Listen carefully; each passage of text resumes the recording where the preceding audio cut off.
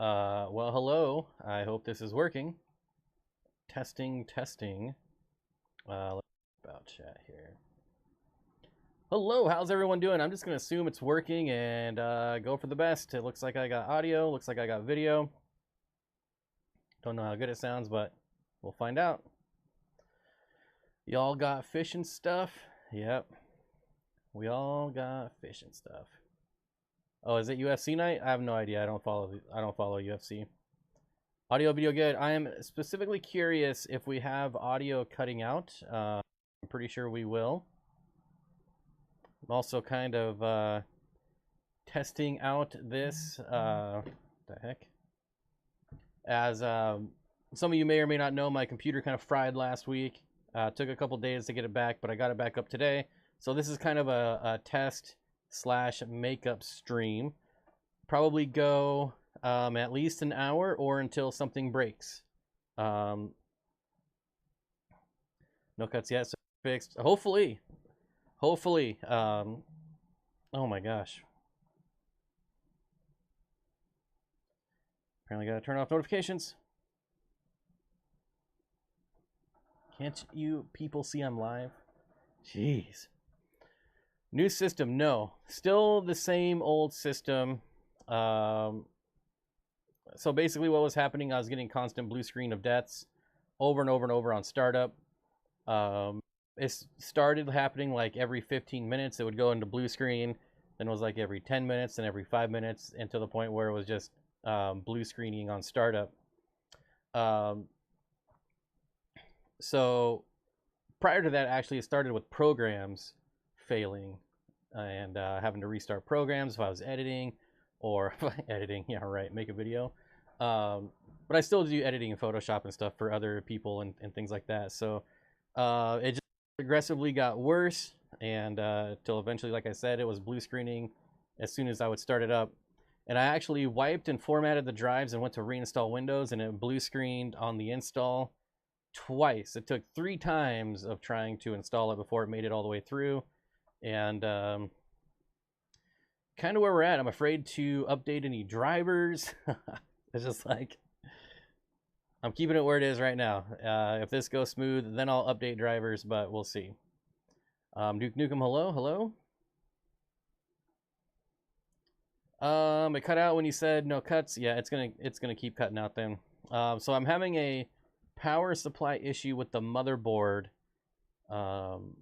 and it's dropping power to peripherals and some USB ports.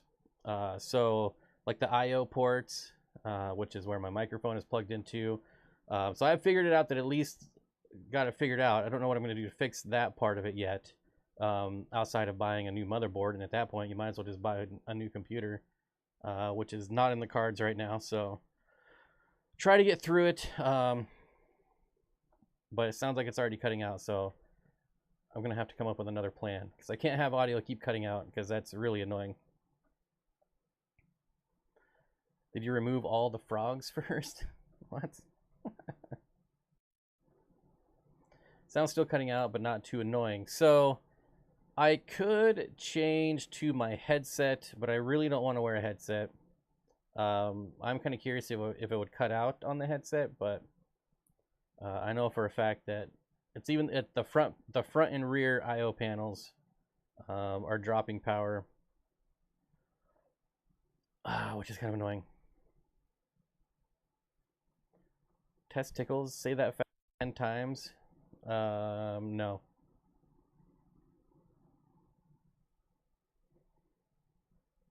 Maverick. Goose, not Maverick. I just watched Maverick last night.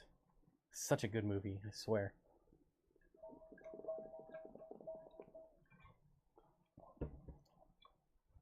The dropouts don't even bother me. It bothers me when I rewatch it. It's so annoying. If it was like once, like every I don't know, 30, 40 minutes. But when I rewatch the streams, it's like every 5 minutes, if not more. Regina Phalanges, hello. The files are on the computer. I'm not sure what you're asking, Mr. Penguin. My main system has crashed twice in the last few months. Glad I have extra hard drives.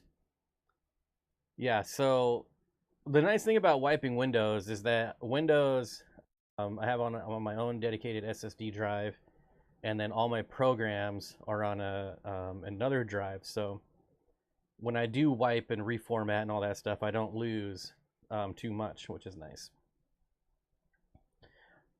Brandon guy, what's going on, buddy? Says just finished feeding all the snakes. False water cobras, I love those. Eastern indigos, jungle carpets, you know I love those. Doomerals, I don't know about those. And the meanest children's python on earth. Isn't that like every children's python? I was looking at those false water cobras the other day. They came up on a list of mine, and it was if I had room, I would have got them. There's a couple snakes on my list, like the Asian vine snake. I would love to work with those. Even like the rough green snake would be a fun one to work with. Especially, I could never do an Asian vine snake because they eat lizards, but the rough green, you just feed them crickets and roaches. Easy peasy. Someday. I do have some new fish coming, actually, which I'm pretty excited about. Well, I don't want to jinx it, but the pair of Doomerals I had were evil. But yeah, hopefully I have some new fish coming this week. Some Corridoras. If you were here on the last stream, you know that I was looking for Corridoras. Well, it happens that I did find some.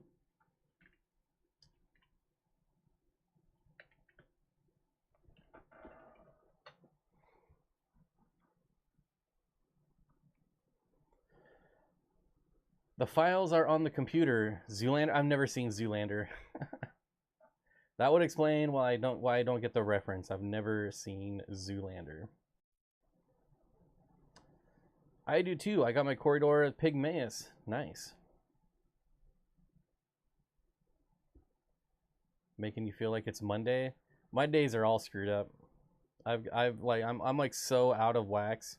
Out of wax? Out of wow. Anyways, we're just gonna move on. I'm out of wax, apparently. Used it all up on my back. Did I see the CW111 on Aquabit? I did not. But I'll look right now. I'd be very skeptical, because I only know of one person in the US that has them.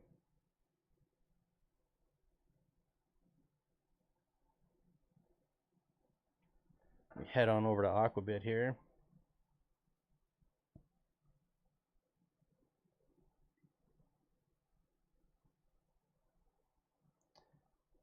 Let's see. I could probably just look for the most expensive thing, huh? Nationwide Aquatics.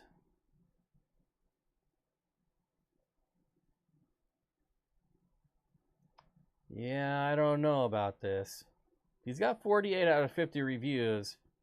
But I'd want to know who this person is before I spent that much money.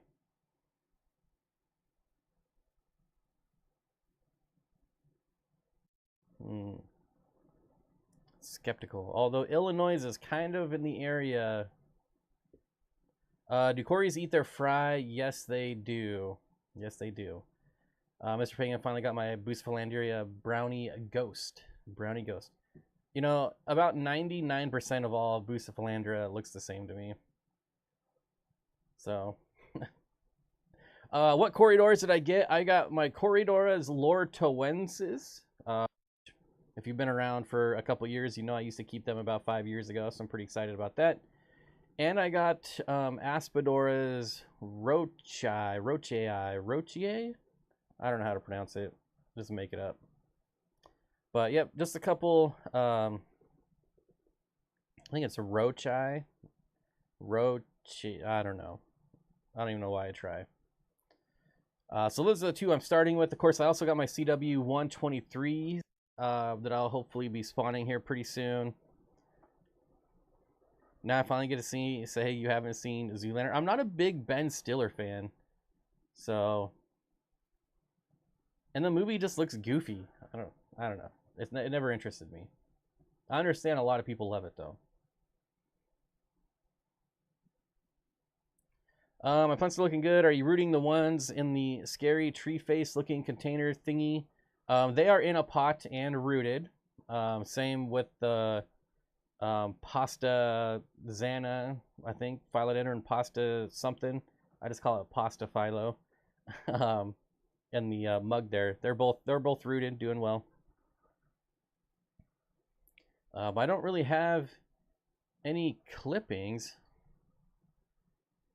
They're all pretty much potted and going. The one on the right, yeah. So it is just like a neon pothos, and then like I said, pasta Xana or something. They're both phylos. I haven't seen Zoolander. How do I feel about Owen Wilson? I love Owen Wilson.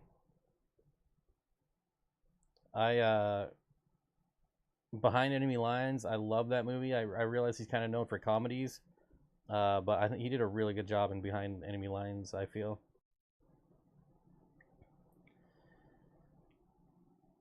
Ben Stiller is annoying. I kind of agree.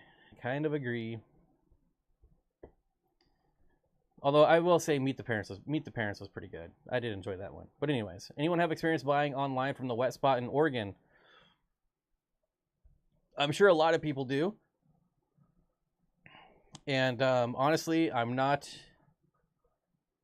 can't knock their fish. Let's just say that. I'll not say anything negative. Try to keep it positive. They do have good quality fish for, especially in online stores. As far as like, if I was to rank them, I put Dan here, and then they'd definitely be top 5. Is there even 5 though? I don't even know. Aquatic Arts, Imperial Tropicals, the Wet Spot. I can't knock their fish though. I got lots with them, but I can't knock the quality of their fish. Drillbit Taylor was good too. Is that the one where they hire him to protect him from bullies? I don't remember that one.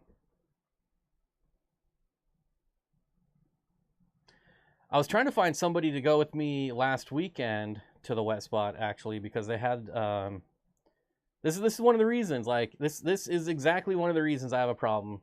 Alex, welcome to the Dream Team, my friend. Thank you so much. Appreciate it. If you're new to here in the channel, we do our member stream at 3:30 p.m. PST every Monday, with a possible second one coming soon, maybe 2 a week. But anyway, so last week they're having their anniversary sale, right? The wet spot. Last weekend they were doing 20% off all fish in store only, and I'm like, that kind of sucks. What about people that are not local, And so then they come out and they say, this weekend, we'll have our big online sale for our 23rd anniversary. And not only is the sale not even 20%, it's only 10%, but it's only on select fish. So it's fish that they probably have a billion of that don't sell. I was so disappointed. I was expecting, and I was going to get some Corys. I was expecting, give us online people 20% off, just like the in-store people. Nope. We only get 10% off if it's only on select fish. Whatever. I ain't mad, though. Dedicated Aquatic, what's going on? You probably... The other thing that's annoying with the wet spot is that for the longest time, you could never order online, right? Like, you had to actually email them. They put their list online, but then you had to email them. And so now they went to this new website where you can actually buy it online, but you still don't know if they actually have it. So previously you'd buy it, they'd send you an email and be like, oh, we sold out of that. And you're like, well, why is it on your website if it's sold out? Like, they had no quantity control, right? They got this new website, they got a shopping cart, all this stuff, and they're like, woohoo, you can buy online now instead of having to email us. But it's still the same thing. They don't have any quantity control.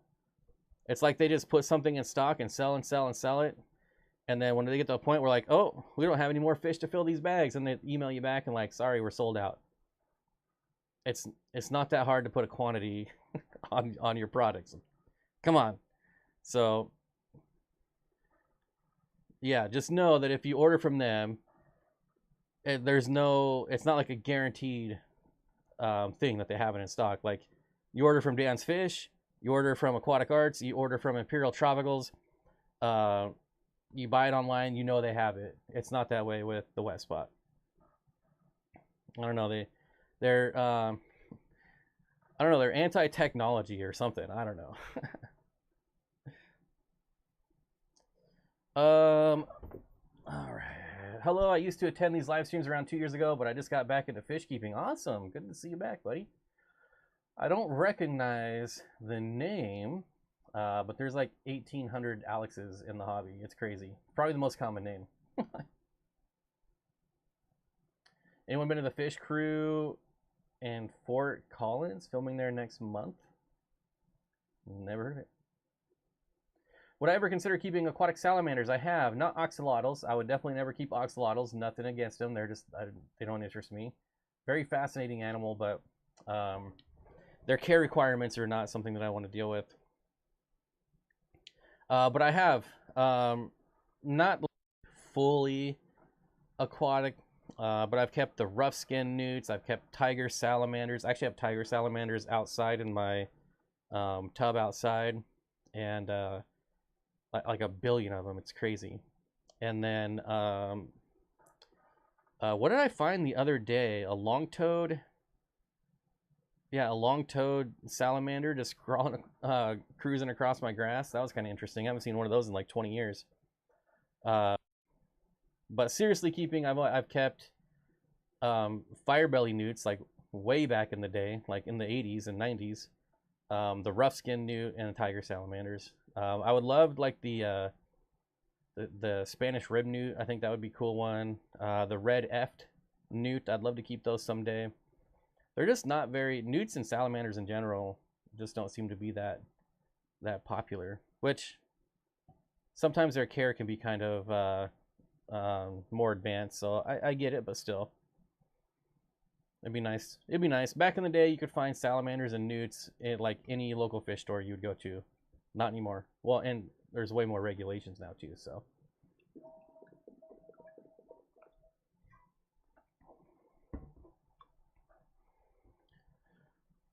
Hey, Bob and Mods. I can't stay long because TN Vols are kicking KY's butt at the moment. All right. Oh, shoot. I forgot to message Bob. Also, I can't remember stuff either. I don't remember what you were supposed to email me about. Chris, what's going on, buddy? Dude, I haven't seen you in like at least a year. Good to see you. Remember for 37 months. Thanks, buddy. I was actually just thinking about you the other day and like, wonder what that dude's up to. I haven't seen him in forever. I'm glad to see you're still alive. Matt Squad says, glad I made it. Forgot the last couple times. I did my first front flip. Not on a mattress, that is. I did it off of a wall into leaves, like on purpose. At the moment, I'm currently breeding Eastern newts, red Fs, and we'll probably have babies available next year if you'd want some. Yeah, probably.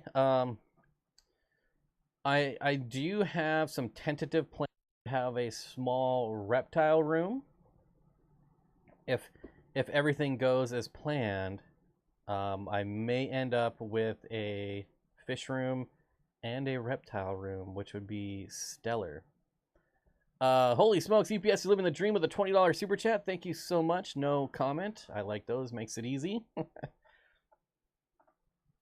13 days from being a giraffe. You got it to the, oh yes, the 6s. Yes, I totally forgot. I forgot to count how many I have. Forgot to inquire about them.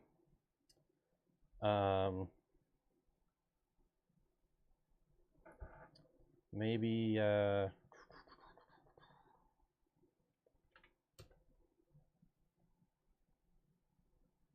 right.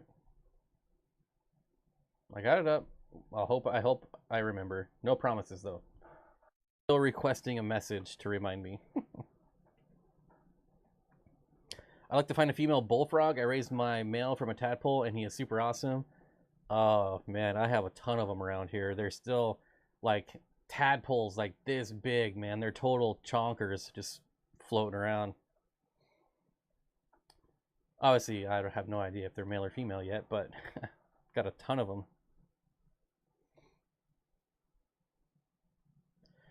It's a bit of ways away for you, Bob, but have you heard of Aquarium Pro in Centralia? They sound like a promising store. Hoping to go next month. Aquarium Pro. No, I haven't.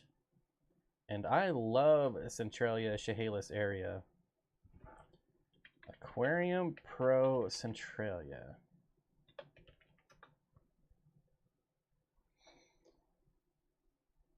My Aquarium Pro Gallery.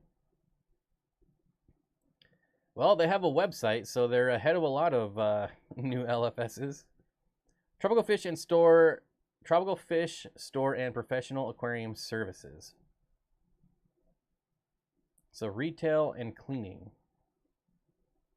Oh yeah, they definitely look like some fish nerds. They look like my kind of people for sure. Services. Let's see. I'm always curious how much our aquarium maintenance, $45. See, that's too cheap. That is too cheap. Pond cleaning, $55 an hour. That's way too cheap. No way, Jose. Wait. Fish sitting, $25 per 30 minutes, $50 an hour. I imagine if you're getting a fish sitter, it's because you're going to be gone. Like they come to your house for 30 minutes and feed fish. Okay, that makes more sense. Never mind. I'm stupid.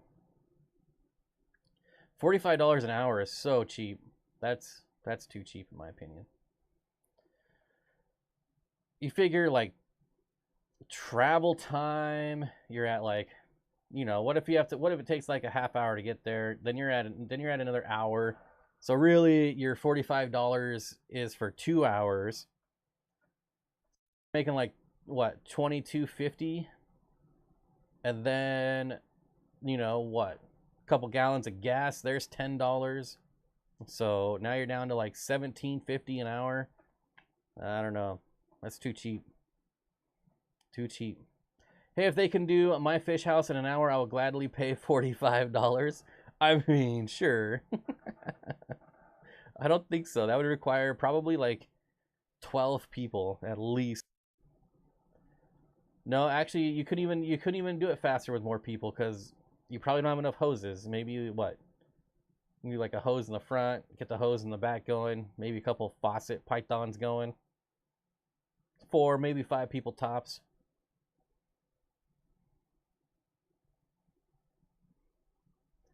How would you bud a fish sitting job? How would I what? How would I bid a fish sitting job? It would definitely come down to time of travel. I would also need like a specific definition of, like, if I'm just going there every day to feed your fish, then like I don't really care about distance. I care about time of travel. So I mean, there's some places for me that are like 10 miles away, and it takes like 10 minutes to get there. And there's places that are like 5 miles away that takes like 30 minutes to get here. Seattle traffic. So definitely travel time. Nathan, welcome, Nathan. You figured you have. I figured you have too. Tiffany White, hello? Tiffany White, surprise live stream. Yep, so far, 25 minutes in, no crashes, knock on wood. Look up pond cleaning on YouTube, it's something else. Yeah, that's $55 an hour is cheap. Oops, I figured I received 2 gifted memberships, so it was time to buy in. Well, thank you so much, Nathan, I appreciate it. Hopefully you get some value, and that goes for everyone. I hope you get some value out of that. I don't know how, but hopefully you do. What is my aquarium light schedule? Lights on in the morning or later in the day? Later. Right now, it's later in the day. Because I generally don't make it into the fish room until,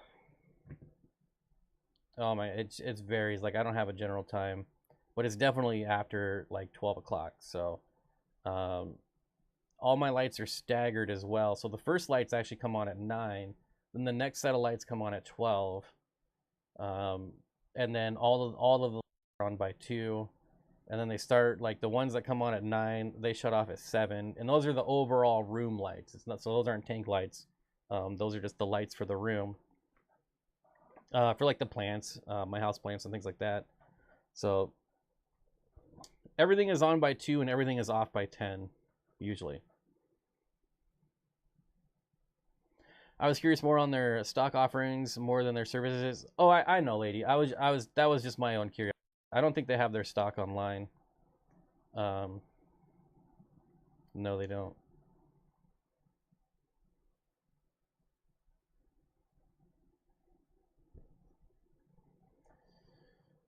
Aquarium relocating and moving, starting at $75. Oof. That's so much work.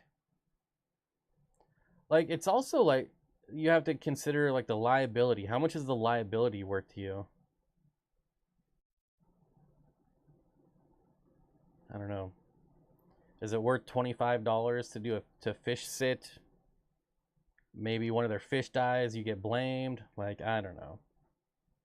I see a lot of scenarios that would make me not enjoy fish sitting. Alex says, me personally, I believe people have lights on too much. My aquarium light's only gone for 2 to 5 hours in the winter, 4 to 9 hours in the summer. Photo period helps me breed my temperate species. Yeah, I mean, there's so many variables. So to me, it's whatever works for you. Like, I'm not gonna knock it if it's working. Now, if you keep your lights on 24 hours a day, I might say something like, you need a photo period, people.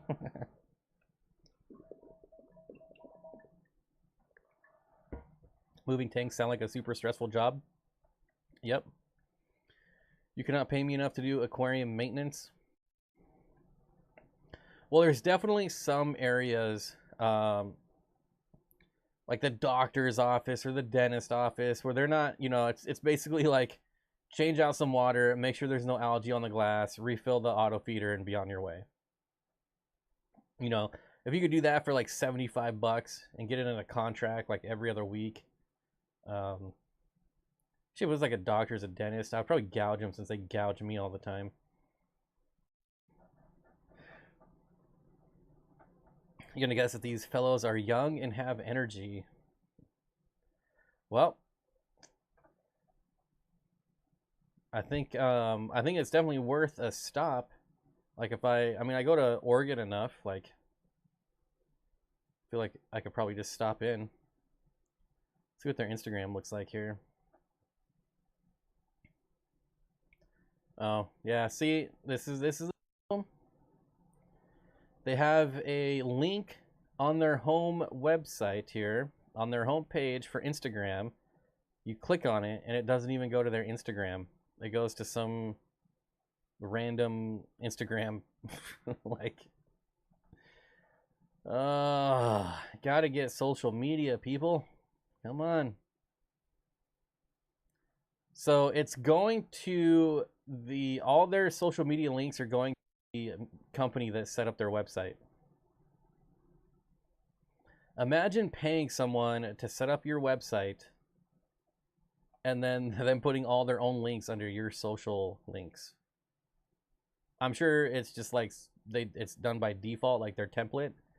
But you would think, like, if I paid someone to do that and they didn't even get my links in there correctly, I would be not a happy camper. Like, I wouldn't be an a-hole about it. I'd be just like, hey, what's up with my links here? This is where I think a lot of smaller mom and pop shops get it wrong. Like, they don't do social media, which I think is terrible. Like, everyone, it's free advertising.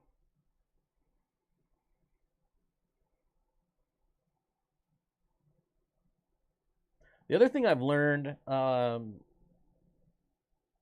in quoting jobs, because I've quoted jobs in a few different fields, and I think the mistake a lot of people make is they try to be the cheapest, and I never want to be the cheapest. If anything, I want to be on the more expensive side of the quotes versus being on the cheaper side. I feel like in my experience, you get better clientele. You know, I'm not trying to speak of anyone or any group of people, but like if you're going for the bottom of the barrel in the quote, like you're gonna get bottom of the barrel customers, and they're just not fun to deal with.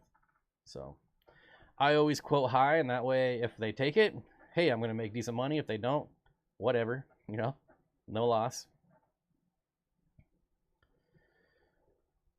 Nathan, that's one area where super chats and memberships can be purchased, as well as gifting memberships if you're on PC, I believe.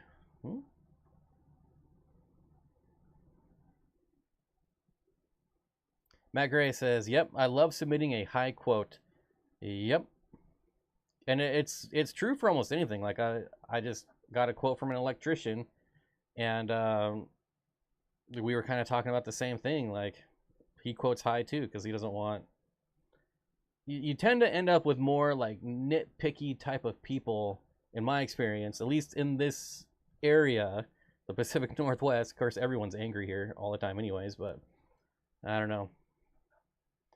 Just something I've noticed throughout my years of doing IT and some other manual labor type job quotes.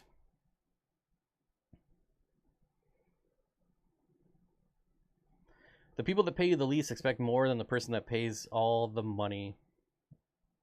Yeah, and it's the same thing when I'm shopping. Like my electrician guy, he wasn't the cheapest by any means, but he was well worth it. Like it yeah. I feel like the problem clients that want a lot of contact and hand-holding are also trying to spend the least amount of money. I agree. All right, y'all, volleyball time. Have a great weekend. Nice to see you. All right, Psycho.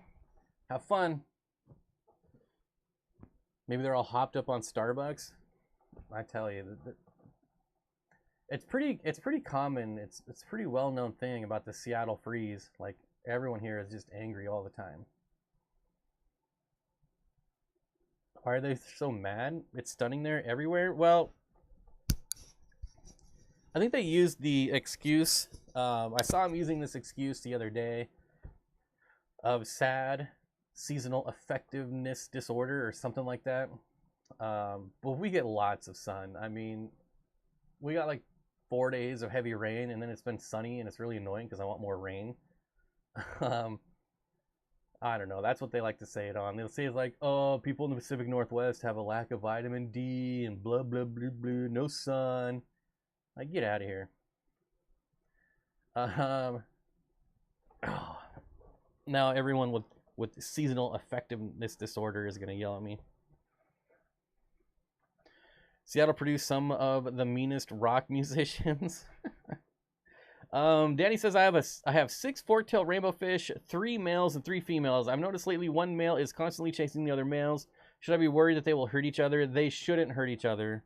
Most of that rainbowfish type behavior of the males chasing is pretty harmless. Every once in a while, you can come across a species like turquoise rainbows. They can kind of beat up on each other every once in a while. It's still not the most common thing in the world. But pseudomugills generally just flare and chase. I wouldn't be too worried about it, as long as they're not like cramped, so you don't have them in like a 5-gallon tank. But if they got plenty of room and place to swim around, then they're just chasing and flashing. It's normal.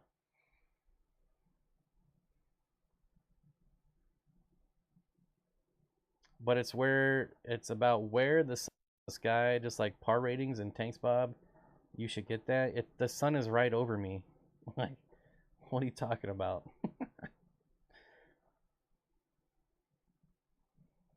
Matt Gray says, my worst clients have always been the cheapest. When I raised my prices, I was able to quit my day job almost immediately. And then you got me like, hey man, can you do that for $5? Can you edit my video for $5? Okay. $7.50. Final offer. I get people asking me to teach them how to groom their own dogs. I went to school and paid for this training, so you want me to give you free lessons? Mm-hmm.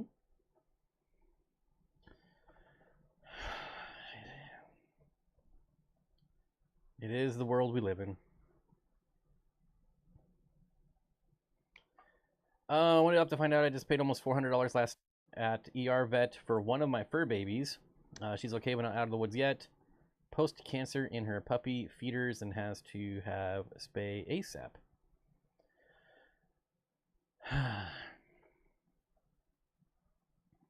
I can't explain it to you, Bob, but I can't understand it for you. That makes zero sense. There's no understanding there.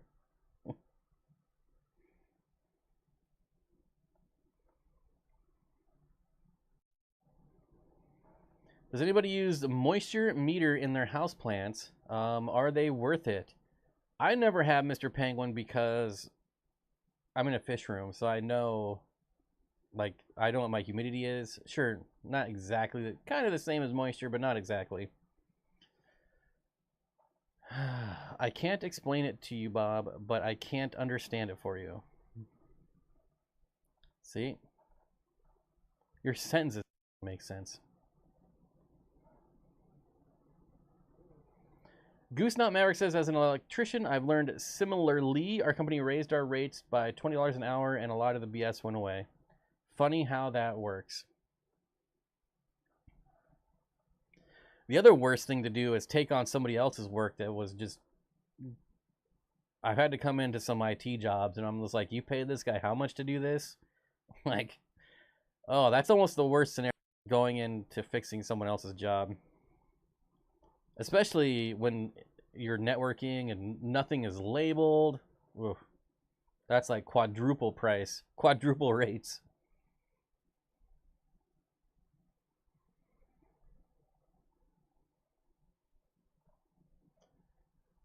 I had a guy once. Wait, I had a guy once I gave a jet. Wait, I had a guy once I gave a Jetta to, and he had the nerve to call me back and said the car needs brakes. Oh, so you gave him a car.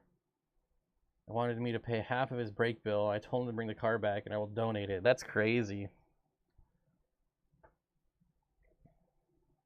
Can you imagine, like, giving something away and then having that person complain? Ay, ay, ay.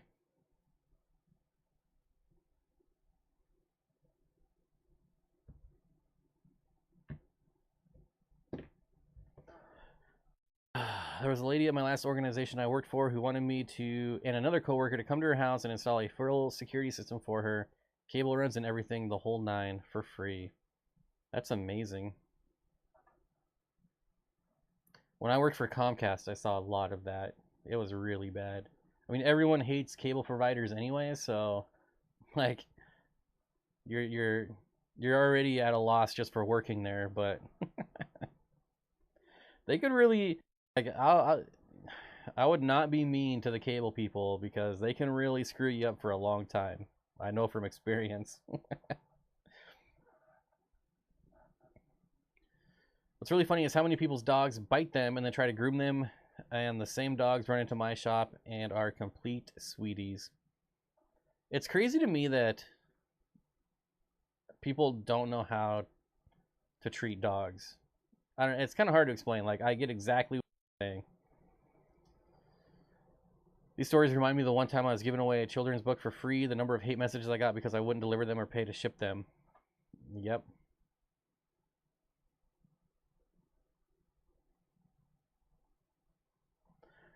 Too much complaining.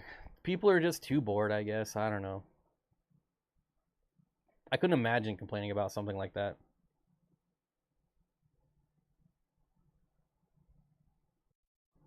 All right, what about fish? We got any fish questions here? We can talk about a-hole people, I guess, if you still want to, but maybe get some fish questions in here. Sucks, but now every time I want to give away stuff, I just label a very low price instead. It's not even worth giving stuff away. It's really not. Like, I refuse to do it now. Like, I used to give away old fish stuff, like locally, like listed on Craigslist. Like, here's some 10-gallon tanks for free. And like, people don't show up, or they want you to like meet them like an hour away, and it's just like, no. I got some stuff for sale right now, and I'm like, I will only meet you here. I will not travel. You have to come to me. I'm very specific in the ad, and they're still like, can you meet me in St. Louis? Like, get out of here with that.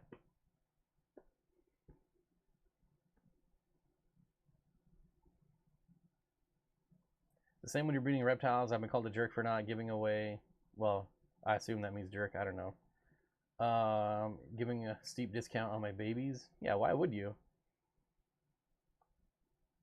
Bob, I have so much culinary. What do I do? If you have a lot, I would just start over. How long do my Amanos will last in my pea puffer tank? How long do you think my Amanos will last in my pea puffer tank? Probably longer than you would think, especially if they're adults. Because Amano shrimp are way bigger than pea puffers. That'd be an interesting fight. Like, I'm sure eventually the pea puffers could pick them all off. But I feel like they'd have to, like, gang up on them like piranhas or something.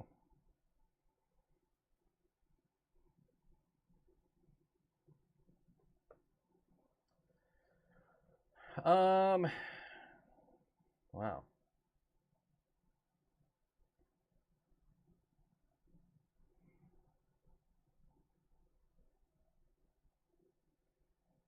Hey, I'm from St. Louis. I'll come to you. I want to go to St. Louis. I've never been there. I don't know why I want to go there. It's just I've always wanted to go there. I have no reason why. It's like Milwaukee. I want to go to Milwaukee, but I have no idea why. I think just because it's a funny word, Milwaukee. I don't know. I've always wanted to go there. I have no idea why. I don't know of anything that's there. I don't know of anyone that's there. Barbara says my adult Amanos are like 2+ inches. Yeah, they get big. Bob, how would you stock a 32-gallon flex? I got to use RO water, so probably won't be doing anything big, unfortunately.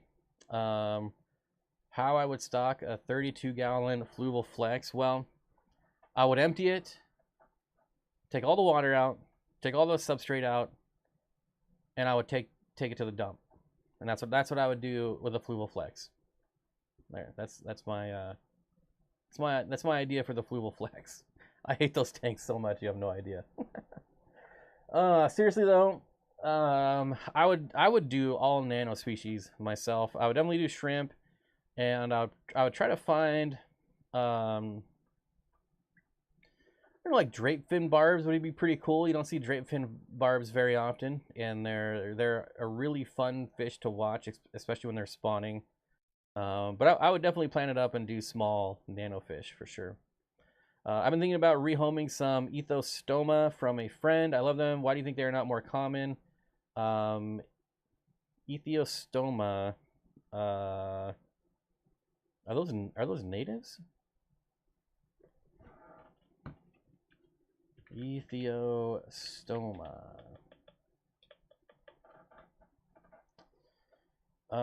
Green throat darter. Yeah, I don't know why darters are not more popular. Probably because they're not a tropical fish. It's the only thing I can think of. Not many people keeping cold water tanks.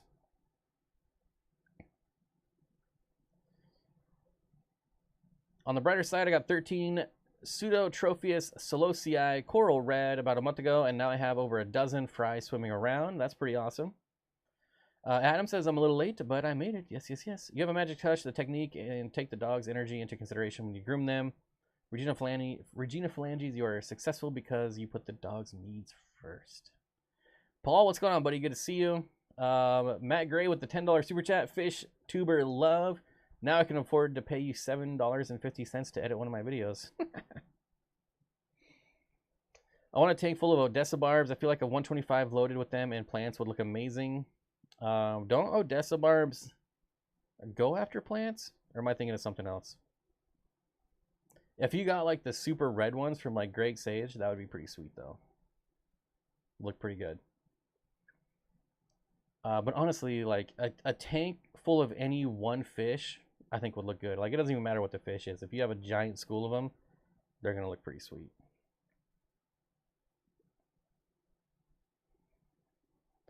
Those rams probably won't even pay attention to the pygmies. Easiest way to get rid of a 10-gallon with tiny white worms? Put fish in it, right? Like, I'm surprised that you would even get those worms.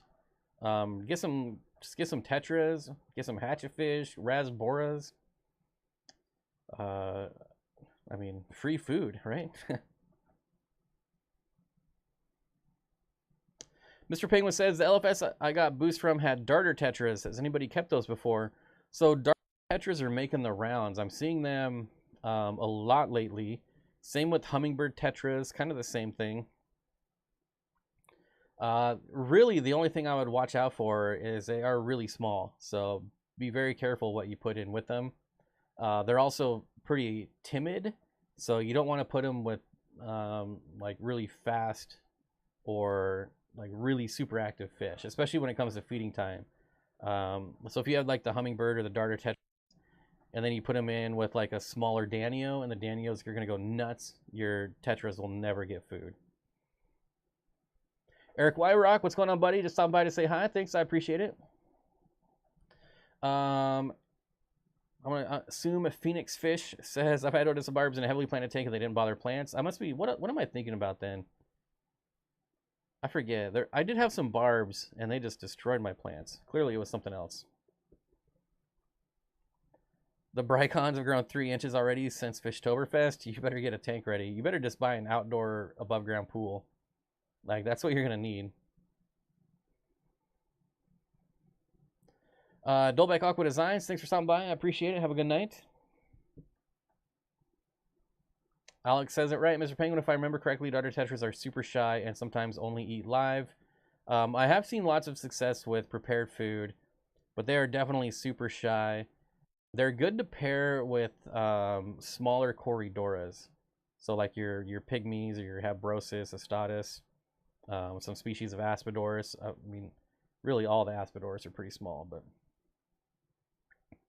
Ever seen a group of Pictus cats feed? Yes, they are crazy, worse than Danios. This is why the Pictus catfish is one of my favorite catfish of all times, but I'll never keep it simply for that reason. Like, they are crazy. Like, not even during feeding time. Right? It could be like 5 hours after you fed them and they're just still all over the place. But definitely during feeding time. It's really fun. It would be a really cool tank. Like, I think like a big square tank. Maybe like a 120, like a 120 gallon tank, or something even larger. It would be cool to have like a large group of them, but I think it would definitely have to be like a dedicated tank. Taylor, hello, good evening. PA Preacher, hello. Okay, it's halftime, I'm back. Are you winning? Are you up or down? You mentioned Aquabid earlier, now I'm making another wish list. Yeah. Yeah, I've been keeping a close eye on Aquabid in the Corydoras section. Because there are a few more species I want to get right off the bat. But I don't want anything too crazy or too expensive yet. But I do have a goal.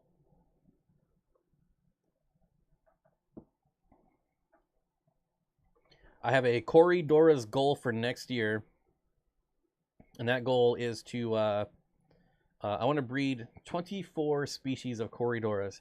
So I got to do 2 a month. See if I can get 24 species of Corydoras to breed next year. That is my goal. And actually,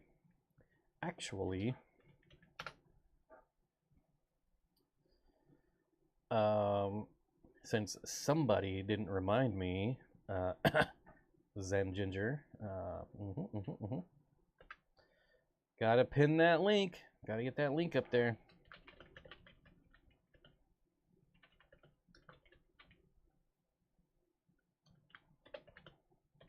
$10% off your first order.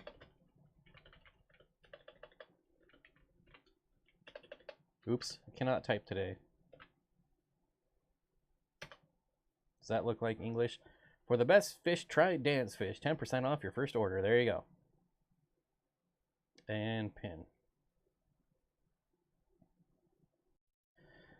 I'm not going to do anything with Julii Corydoras. Wait. Pin message. Why did it unpin? Message pin. There we go.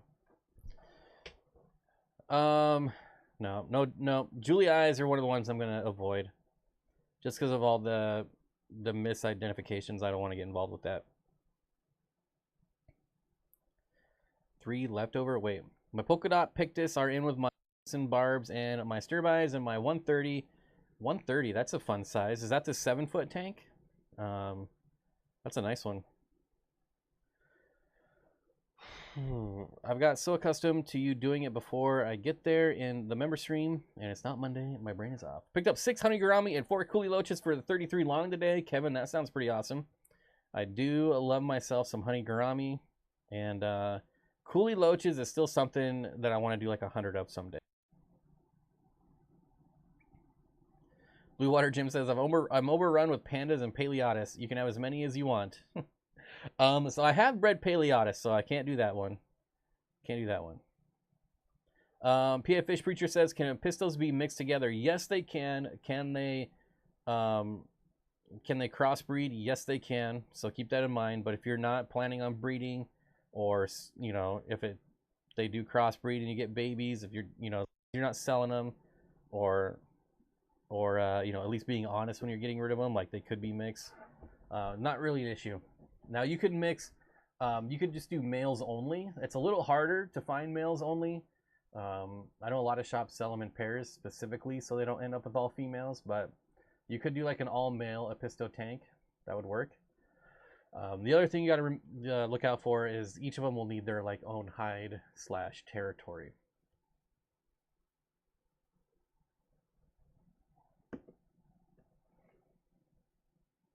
I got mine from Dan, so they better be real.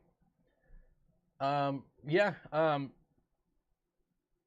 mean, I would trust Dan more than probably any of the other bidders on Aquabid, but it's still one of those things like they're just really hard to identify, and you need like a corridor. Now, Dan does know all the good corridor people, so I would absolutely trust his identifications. I would love to do the Similis.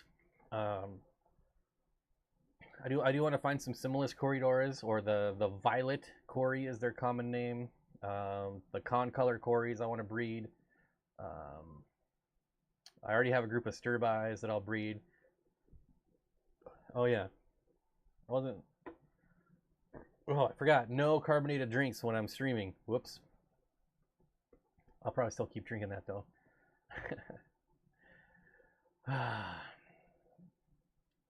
But anyways, yeah, I'm looking at all these places almost every single day. Aquabid, Dance Fish, anywhere that sells fish, I'm always looking. I'm trying to up my collection of Aspidoras. I would love to be like the Aspidora guy, the Ass Man. There's a little Seinfeld reference for you in case you missed that. But yeah, so what am I up to now? 3 species of Aspidoras. There's only about a dozen available in the hobby.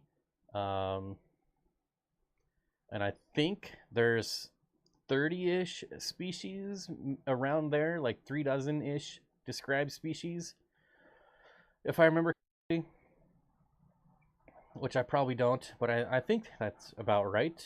And yeah, I have a bunch of Violet Cories. Unfortunately, they are not breeding yet. They were $12.99 a piece, so I hope to breed them soon.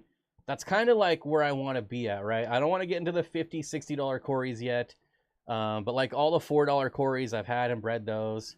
So like the albinos, the paleotis, like the super basic Petco PetSmart ones, we've all had those and bred those. So, yeah, right there in that like $10 to $20 range is where I'm trying to go at now. Fusili Jerry. Such a great show.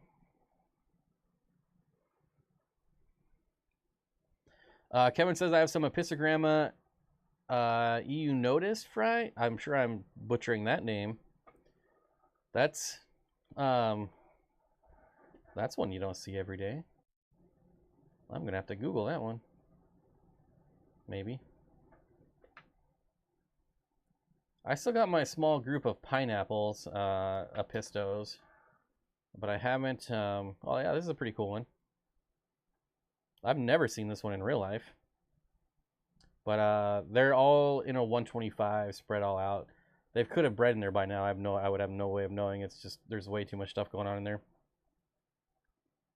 Currently, 3 species of Aspidoras known. Really? I thought it was more than that. I don't know. I've been nerding out on so many fish lately that I need to like reel it back in because I'm already looking at stuff to get for when my fish room is done, but my fish room's not even done yet, so I need to reel it back in, come back to reality, like finish the fish room and then start worrying about fish. Yeah.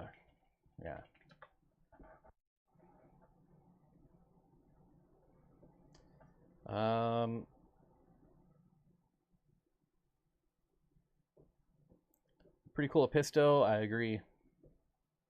I wish you could get a hold of a few CW111.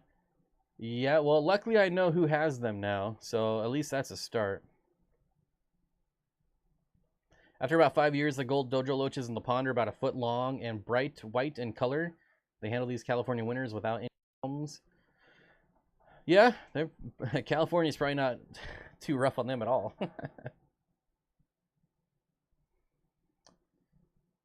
Threw the pair of Epistos in a 10-gallon dirty tank. 2 weeks later, fry. It's usually how it works with Epistos. Minuteman says, the 8 zebra loaches I got about 2 weeks ago have no interest in the ram's horn snails I put in there for them. Do some loaches just have no interest in snails? Not all loaches eat snails, although I'm sure zebra loaches do. They eat rapashi and wafers. Well, it's probably because, like, if you didn't feed them for a couple days, they might go after the snails at that point. But if you're feeding them regularly, probably not going after the snails. Or they're just picking off like a couple snails here and there, but they're just reproducing faster than they're picking them off. But zebra loaches are definitely a snail eater. I saw some loaches. Let's see, where did they go? I've never heard of this loach or seen this loach. And I can't remember the name of it, but I'm going to look it up for you right now and show it to you because I really want these loaches. Yes, yes, yes. Yes, yes, yes. Fish, yep. It's actually a really rare loach. Where is it at? Here we go. Not now. Okay. Barbuca diabolica, or something of that nature. Let's see. It's called the fire-eyed loach. I'm going to pull it up for you. A nano species. Got to find it on Aquarium Glasser here. Here we go.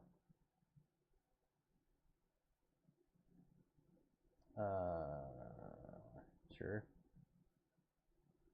All right, let's see. Let's see if I set this up right. There we go. So they have red eyes, and they're not albinos. They're like an inch long, and they kind of look like a coolie loach with a big dorsal fin and obviously pectoral fins. But I've never seen these before, and I kind of want them. They're really rare, and I just think they're pretty awesome. Pretty awesome. Here's another view of them, top down. The yellow bands, the red eyes. I mean, how cool are these? Has anyone ever seen these before? Like, they're freaking gnarly. I need to, I wonder if I can order from Aquarium Glasser. It says export. I'd have to redo my, my import license.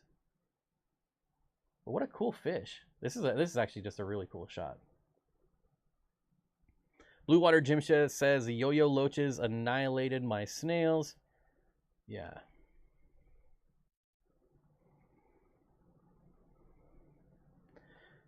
Zen Ginger, that's good. Looks like a coolie and a Gara had a baby. Yeah. They're freaking awesome. And yeah.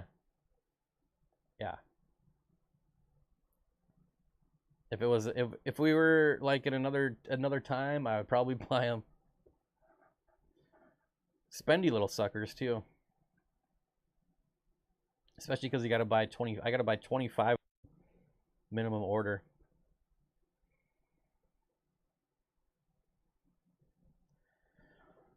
Whoa, those are awesome. Yeah, I was very surprised to see them available. When you read about them, they're almost never available in the hobby, and they're not even like technically classified yet.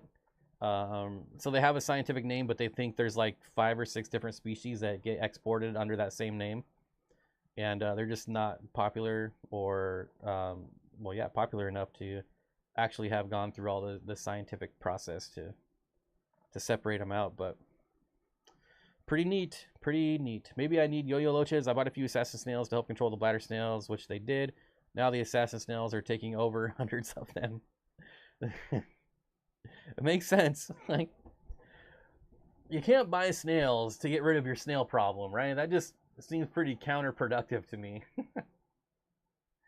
Oh man, it's like those old cartoons where like they buy frogs to get rid of the flies, and then they have to buy something to eat the frogs to get rid of the frogs, and it just never ends. Melissa says, I really want some horse-face loaches and the multi-stripe pygmy loach. Yeah, there's also another cool small one that you don't see that often. Let's see. It's not like the most stunning fish in the world, but I think the rarity makes it pretty neat. These are the zipper loaches. So these are also available right now. So you might see these coming to some fish stores near you. Just another nano loach that you don't see very often. Quite a bit more common than the fire-dyed loach, but still. Just another little nano loach. There's a lot of small loaches that just don't make it to our hobby for some reason. Like, well, to the American side of the hobby. Like, all these small loaches are all over, like, Europe and Asia. Super easy to get, but for some reason, they're just not making their way over here in large numbers. We get the zebras and the dojos and the coolies and the skunk. So we get all that stuff, but we don't get into the smaller species that often. I don't know why. At least it seems that way to me. I could be wrong. Alex with the $2 super chat. Wait, how do you get an import license? It's different per state. So it really depends on what state. For me, it's actually super easy to get, but I've already got my business license. I already got my resale permit, and I also this year got my endorsement from the Fish and Wildlife Department. So I'm also endorsed, which is kind of interesting. I was kind of complaining about it at first, but now that I have the endorsement, I kind of like it. So, you know, whatever. So yeah, for me, it's really easy to get my import license. I got it in 2020, and then the world shut down. So do anything with it, and then the world was still kind of shut down in 2021, so I didn't renew it. And then, never mind the fact that normally these places have like $5,000, you know, minimum orders. But rosy loaches are awesome. I agree. I definitely agree. Are the zipper the same as the batik? I don't think so. I think they have a different scientific name. The zipper loach doesn't even have isn't described yet. Oh man, I accidentally closed it out.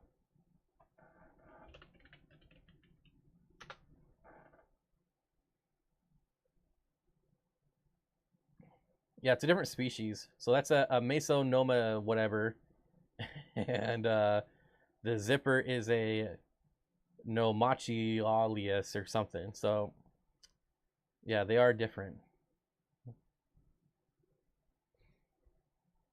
What is the definition of an overfeeder? This right here. Oh, this is an overfeeder right here. Yep. More me to love, baby. How How do you go about getting your endorsement? I haven't got that far in my process yet, but are you in Washington? It's specific to plants, so you only need it if you're doing plants. But having that endorsement helps because it's something that you can take to like a company that you're trying to buy from and be like, look, I got all this stuff, and the more stuff you can give them, the better. Does that mean I can get Asian arowanas? No, but I could just go up to Vancouver, right? It's an hour drive away from me, and get Asian arowanas. So if anyone wants one, just send me a private message. They run about $1,500, and actually I think they're like $2,000. Actually, I'll sell you an Asian arowana for like 10 grand. That'll be worth the fine. I don't even know what the fine is. It's probably like 100 grand. Obviously joking. Don't turn me into the feds. Yeah. Those diabolical loaches are in stock at the wet spot. Are they? I'm just curious how much they're charging for them. Horseface, Scooter. Those are funny. Where are they at? Where are they at? I guess you could just tell me the price, right? I don't see them.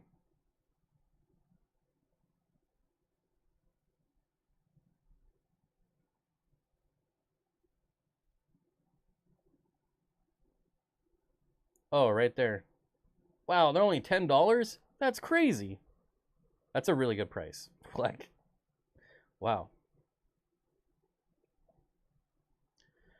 $80.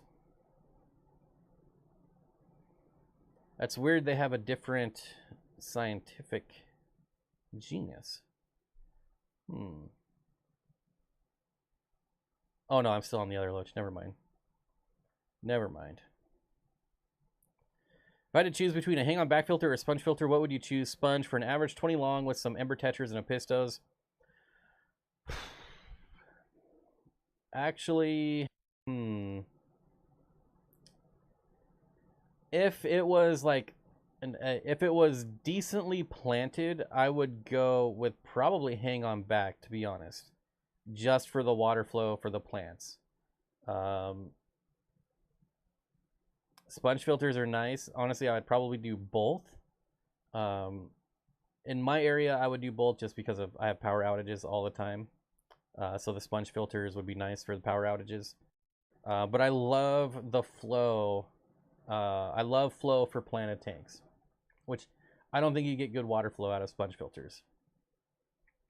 Hamburg matten filters, you can obviously get a lot of flow out of, but just a sponge filter, not so much. Would yo-yos eat mystery snails? I would think so, especially a full-grown yo-yo is a lot bigger than you think. Also have silver dollars, mollies, cories, cherry barbs in that tank. I didn't think any of those would eat the snails, though. I found 2 shells. Yeah, I would think yo-yo loaches are not going to be, well, especially as adults, but I don't think they would be too bashful no matter how big the snail is, right? They're not going to be, what's a snail going to do to them, even if it's 10 times the size of them? Nothing. Can't get away. Because I have a bit of algae from just a sponge filter, but I really want to add. So that's one of the problems, like, right? So if you have like a decently planted tank, but you don't have good water movement, then you're going to get areas of stagnation, and that's when you're going to start getting mulm and algae and bacteria buildup. So I think flow is really important, especially when it comes to planted tanks. And even if I was only doing sponge, I would still have like a small power head or something in there. You don't need a federal APHIS permit to import plants from elsewhere. I haven't looked into importing plants. Not necessarily. It depends on how legit you want your company to be, because I'm going to tell you right now, there are some fish companies that are importing plants, questionably importing plants and reselling them. So yeah, it just depends on, like, obviously if you want to do things right, you go get all your permits, but a lot of these places that are shipping plants are just shipping them in like brown boxes and not labeling them, and or labeling them as like house plants. You can find some shady companies and buy stuff and get around some of this stuff.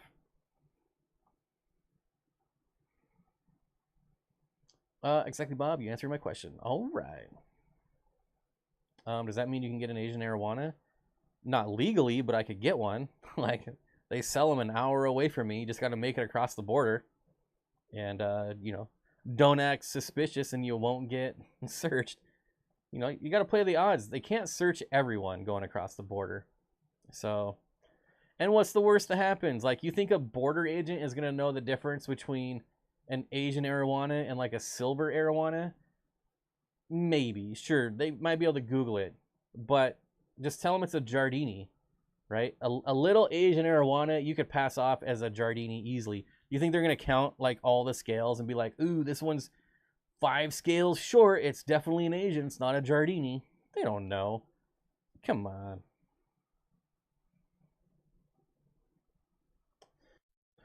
I might have asked this before, but safest way to...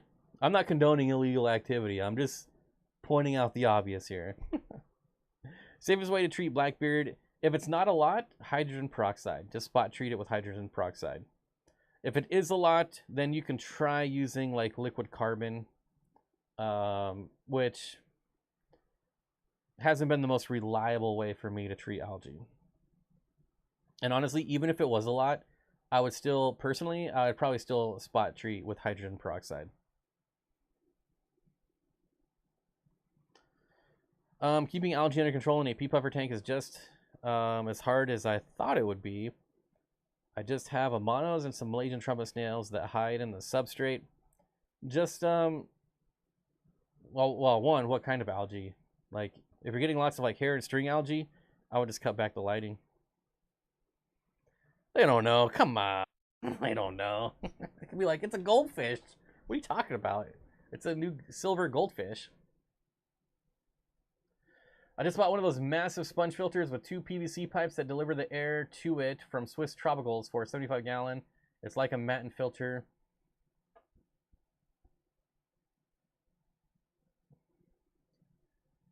Massive sponge filters with 2 PVC pipes that deliver air to it. I'm not familiar with that one.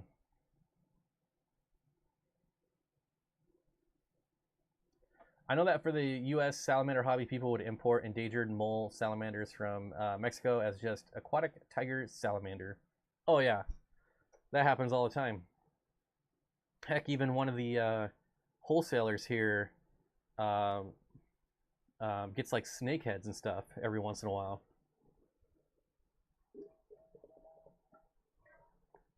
And it's a shame they have to kill them. All the algae, the light's probably it.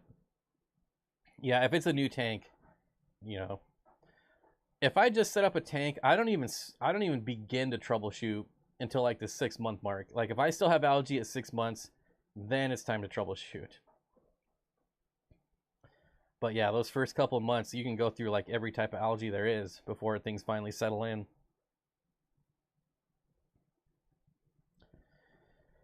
Cool, thanks. I kind of like it, but it's getting to be a bit much. I don't mind it on the rock work, but the plants... yeah, the worst, Nathan, is when it starts getting in the filtration. Like, Blackbeard algae, once it starts growing on like a hang-on back or an intake or your sponge, can get really annoying really fast. That's just a matin filter, isn't it? It feels like a matin filter. I don't know. I haven't been to the Swiss Tropicals website in a long time.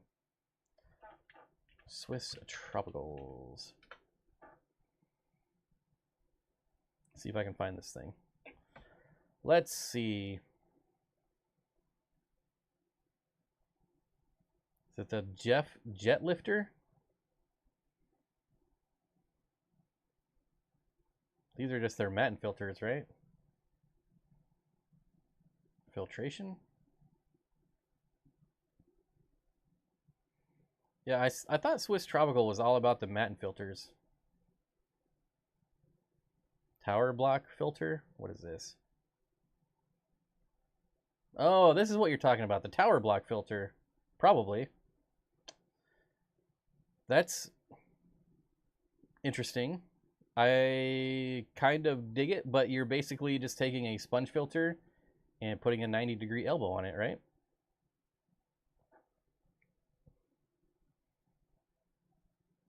It's like a portable matin filter. You can just move it around wherever. Alex says, I love blackbeard algae. I never have to deal with the filter issues because I have no filter setup.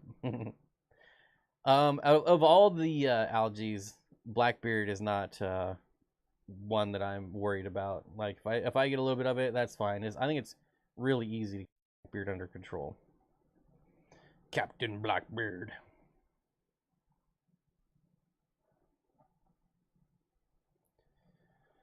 I know that for the U.S. salamander people. Oh, I already got that one. Massive, massive filters. How much is the big one? Rectangular, big one, 100.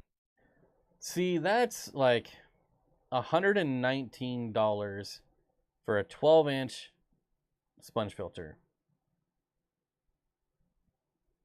See, I can't get behind that. It's like it's a sponge with a PVC pipe.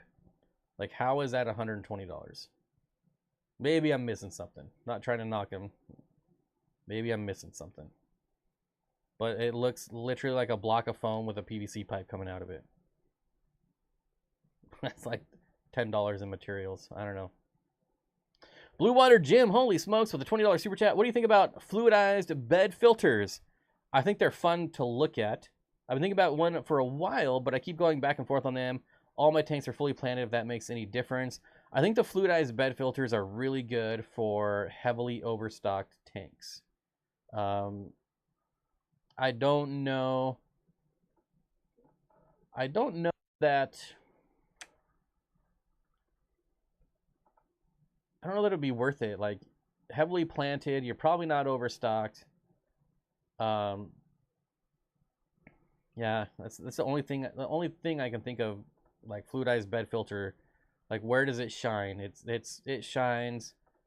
I didn't buy the $100 one. It shines if you like breeding and you have like 100 fry and like a 20-gallon tank. Like, yeah, get the fluidized bed filter for sure. All commercial arowanas are microchipped. Asian arowanas, sure, but they would still have to get close enough for their little detector, right? Like, they would have to. I mean, if they find it, you're probably screwed. But if you don't search, like, you're not going to set off any alarms.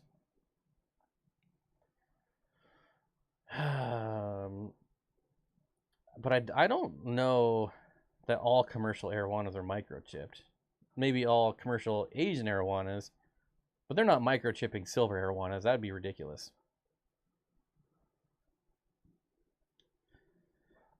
Anyways, all my tanks are fully planted and it makes any difference. Yeah. Yeah, I don't think you need it. The only reason in my opinion, Blue Water Gym, the only reason you would get that is for the coolness factor. Because I think they are cool. Like, they're neat to watch. Like, I love watching fluidized bed filters. I don't know. It's just it's very relaxing to watch them. But outside of that, you probably don't need it. Mr. Penguin says, time to get ready for Halloween. Oh, it is Halloween weekend. Ugh. And I'm streaming on Halloween. Ugh, even worse. Why does Halloween have to be on Monday? Jeez. Brutal.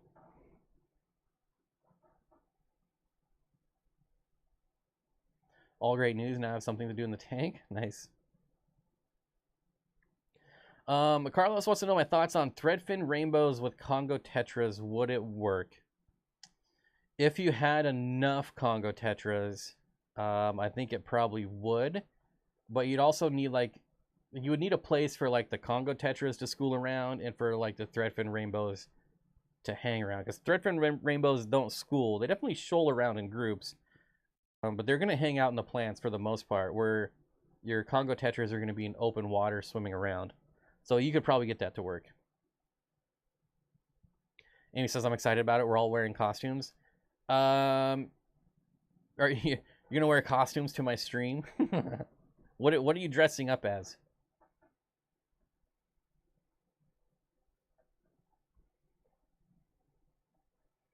Do I get many trick-or-treaters? No.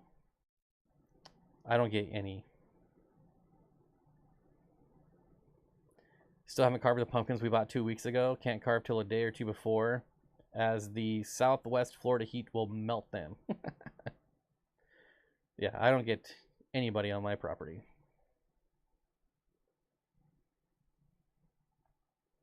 All Asian Air Wonders are supposed to be microchipped, but if you're willing to smuggle one, you could probably get someone to remove the chip. It's easier to smuggle them in with the chip than it is to get, like, you're never gonna find one without a chip. It's gonna be harder to find one without a chip, and it's gonna be harder to find someone to take the chip out than it would be to just sneak it on a plane or sneak it across the border in your car somewhere. Not that I'm condoning that. I'm just saying. Gotta set up the tombstones tomorrow for our great. I'd probably be more inclined to celebrate Halloween if I had kids of my own. But getting other people's kids all hopped up on candy seems like a terrible idea. Terrible idea.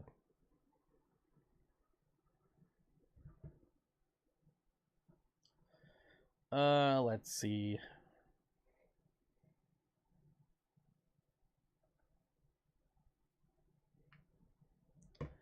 Roots and Whiskers. What do you think about tannins? Why is thinking in quotations? Are you implying that I don't think? I'm confused. What do I think about tannins? I think tannins can be very important if you're trying to breed certain fish, like Corydoras, for instance, apistos, shrimp.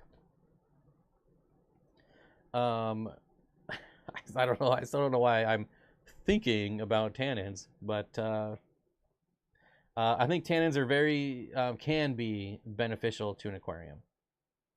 How about that? The fight is over. Here now. Who won? I wouldn't even know who they are, even if you told me. You're going as a coolie loach? That's pretty cool. That's pretty cool.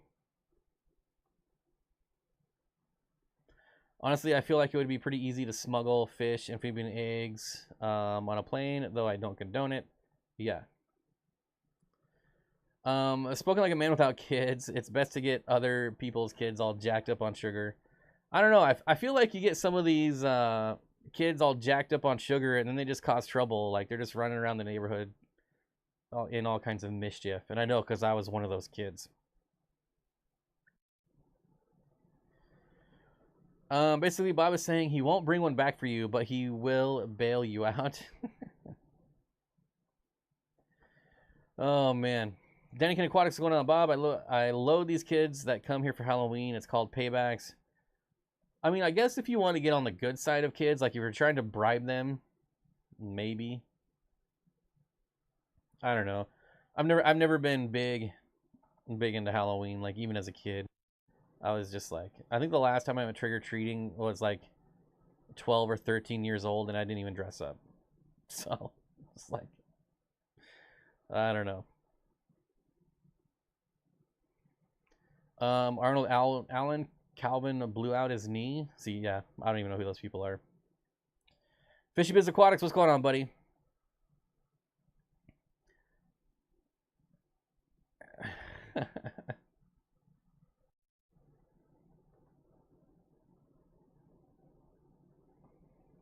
I agree though, Alex. I think it would be pretty easy to especially eggs. Like you could easily smuggle eggs. I know some people that smuggle fish, And smuggle might be kind of a harsh word. Maybe just not declare that they have fish, and do it pretty successfully. So I'm currently 16 and still dressing. Hey man, if you love Halloween, more power to you. I don't, just because it's not my thing doesn't mean I don't want it to be other people's thing. So I love Christmas. Not a lot of there's people that don't love Christmas. I don't care. Like we can all have our favorite holidays and still be friends.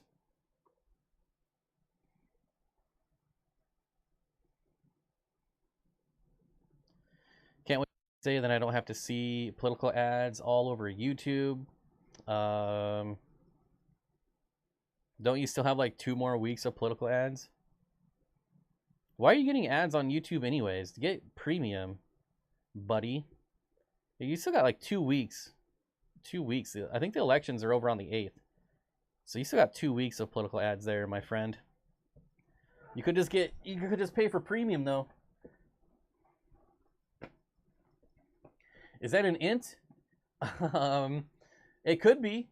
It could be. I just found it. It's on Amazon. Like, just search like tree beard planter or something like that. I don't know how I found it, but it was something like that. Like bearded tree guy, something like that. But it's like $15 on Amazon, and yeah, I couldn't pass it up. Last time I dressed up was like 10 years ago. I went as a purple crayon. I don't even dress up for job interviews. You think I'm dressing up for Halloween? Heck no. No way, Jose.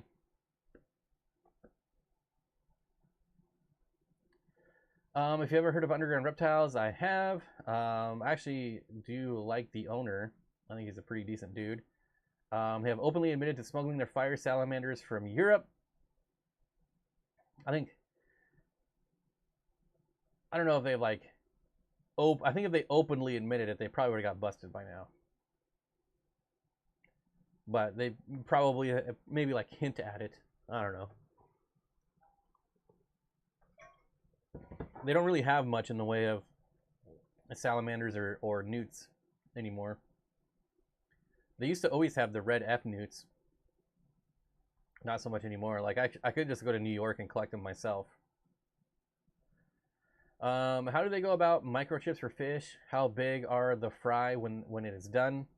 I'm not sure.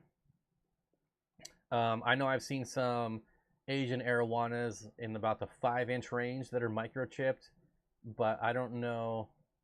I don't know, like, what do they do it at 3 inches? Do they do it at 5 inches? I'm not sure. I use Halloween as an excuse to wear my one black suit I own, Men in Black baby. Do you know what the difference between you and I is? I make this look good. So I have a red zebra and a cobalt blue that have made babies. When would I see any color changes? They came out all orange about 3 months ago and still are. They're probably going to stay orange. Actually, I have no idea, Nathan. I've never crossbred those two, so I don't know. I don't know what you'll get. I'm wearing a cat costume to work on Monday. Does that sound okay, working with dogs? Could be interesting.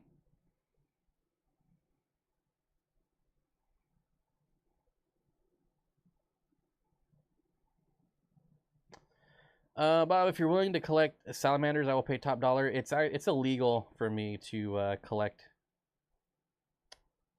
them in Washington. If I buy them out of Washington and have them shipped in, that's legal. But it's illegal for me to buy them from other people in Washington, and it's illegal for me to obviously collect them out of the wild.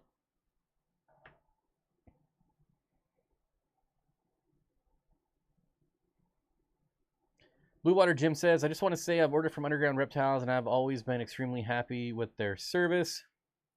Yeah, Underground, what's the other one? Like LLL Reptile. Those are places like I feel like people really love them or they really hate them. There's not a lot of in between there. But I mean they're what, like 2 of the largest online reptile people, so they're gonna get some hate no matter what.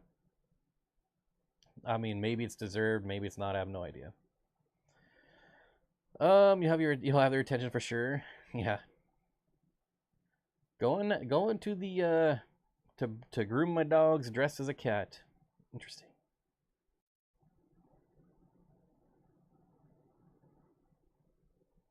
How are you at cornhole? I need a partner to beat John and Jason. Sounds pretty simple. I am very good at cornhole. I also love underground reptiles. My friend bought a long-tail salamander and received a 3-line salamander instead. But in general, I like them.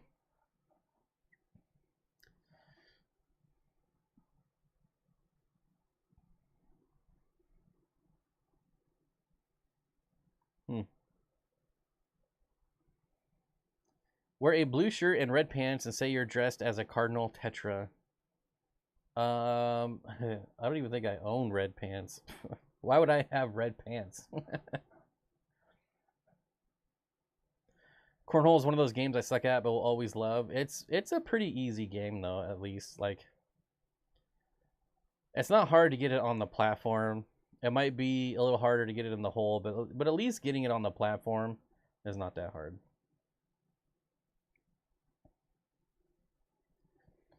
Is cornhole like horseshoes, scoring, etc.? Never played. I've never played horseshoes.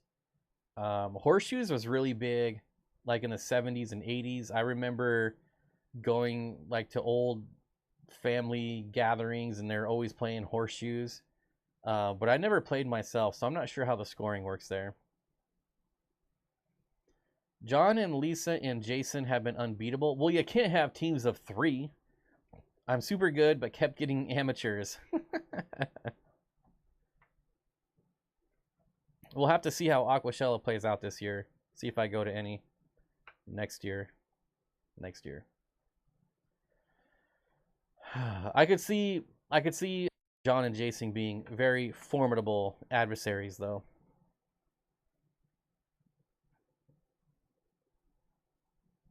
Horseshoes are actually pretty hard compared to cornhole. I would think so. I was never allowed to play as a kid, so I don't know. It kind of died out. Like, I don't know, maybe lawn darts took over or something, and people like getting stabbed in the head with lawn darts. I don't know what happened to shoes, but it died quick. Wear an orange shirt with blue jeans and go as Bose Monty. Well, I do have an orange shirt and I do have blue jeans, so that might work. Yard darts was a big deal in my family, along with frisbee golf. Badminton was a big thing in my family for a long time, and then it switched to cornhole. And I think only because cornhole is easier to set up than setting up a badminton net all the time.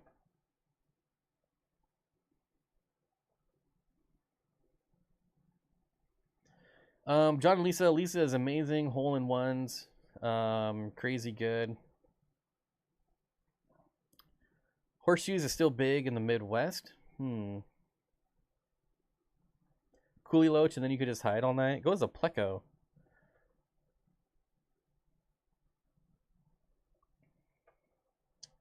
Yeah, we'll have to see. I'm kind of curious to see what's going to happen with Aquashella.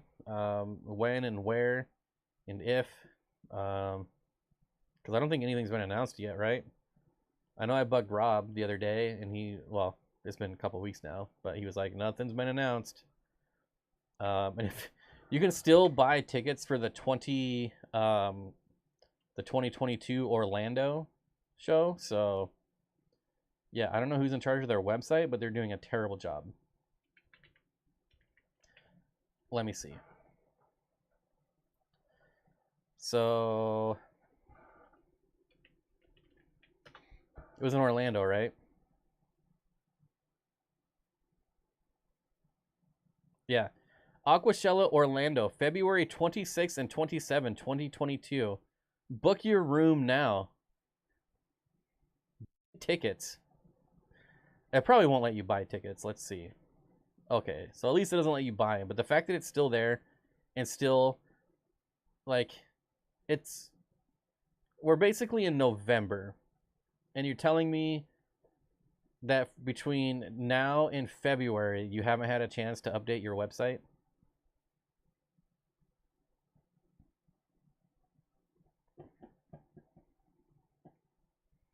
Yeah, so like I said, I don't know who's in charge of the website, but they need to be fired and get somebody that knows what they're doing.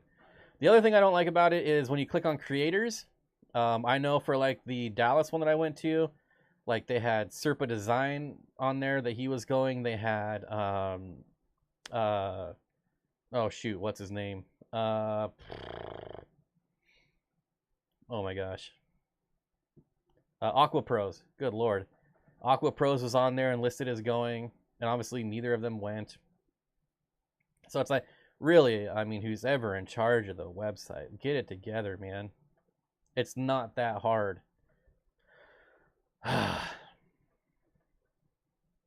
Yeah, Bob, just switched to hang on back on that 20 long. Can tell a difference already in flow. Much better. It makes a big deal, especially with plants, right? Big deal. Go as a banjo cat would hide in my deep sand bed. I know. I need to redo my 125 so bad, but I have banjo cats in there, and like, there's a couple dozen of them in there. It would take me forever to find them. Anyone watch George's Dubai videos, where those aquarium stores get all that water? I do not. My dad played a ton of horseshoes in the 80s with short shorts and a fro. Yeah, like those old bikes for like, or old shorts, like biker shorts. Those were short shorts for dudes. Like, oh my gosh. I know exactly the shorts you're talking about. We wear short shorts. Washers took over around here at bars. Probably less liability with washers. Washers, what?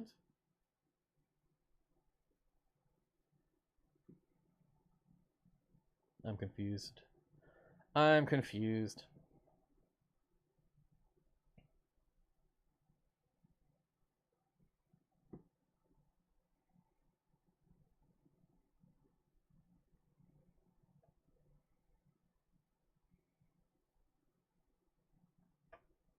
I don't know. Am I like out of line here to think this is crazy? Like, even they still have Orlando like on their homepage. Like, I don't know.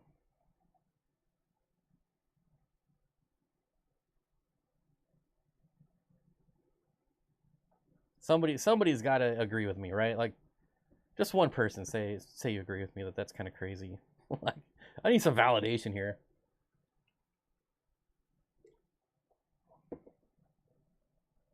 I love washers. I have no idea what washers is. Blue Water Gym. I'm with you. What is washers? I have no idea.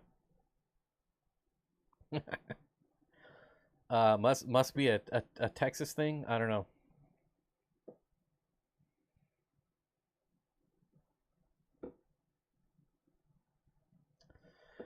I'm out, Bob. Come by the Halloween stream when you are done streaming Monday. But I hate Halloween so much. Ay. All right, buddy. See you later. Thanks for stopping by.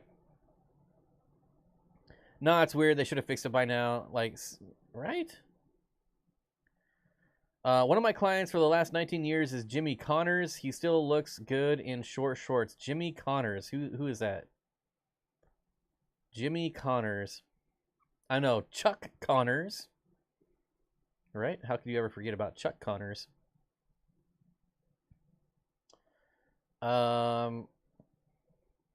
Tennis player? I guess he would wear those short shorts, so I guess that would be him. Tennis player. I wonder. Nah. He doesn't really look like Chuck Connors, so probably no relation.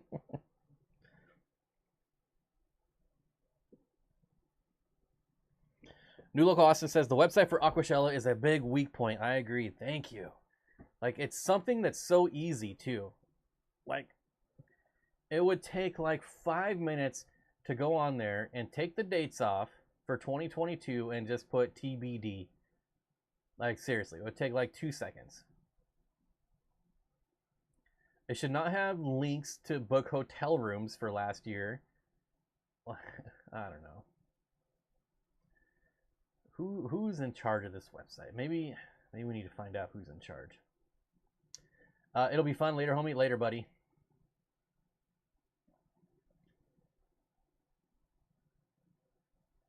Yeah. Anyways, trying to be more positive. Not gonna harp on them anymore. It's a fun event and it's fun to meet people and fun to hang out with people. So there is that. Say something positive about it after I just poop on it. Poop in a group? The girlfriend has been trying to get me into short shorts for a while. I don't know how she thinks these thunder thighs would look good in them. Okay. That might be too descriptive. Oh, Lisa says I know who's in charge. And Lisa, thank you so much for the $20 super chat there. Sorry, I forgot to thank you. Call him out. Let's call him out on the stream right now. I'll give him a call right now. You tell me who it is, I'll call him live on the stream. And I'll be like, yo, what's with the website? Get it together. You should actually. You would know. You're pretty. You're pretty in the know with Aquashella, right? Jimmy Connors, Bob, tennis legend. All my old lady clients swoon over him. I love that word, swoon. One of these days, I'm gonna have a woman swoon over me, and I'm just. I don't even care who it is. I just want you to swoon. I want someone to swoon over me. I don't. You know what, guy or girl, I don't even care. Someday, before I die, I want someone to swoon over Bob Steenfott. There's only one way to find out. Go big or go home. Just do it, man. Just do it.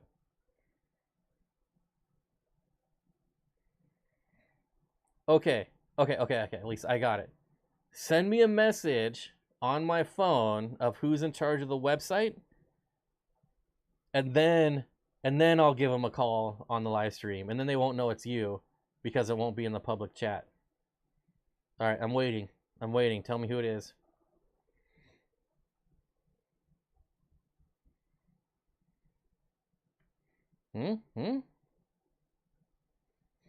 No. Come on, Lisa. I'm waiting. I think swooning was more common when corsets were preventing proper breathing. All right.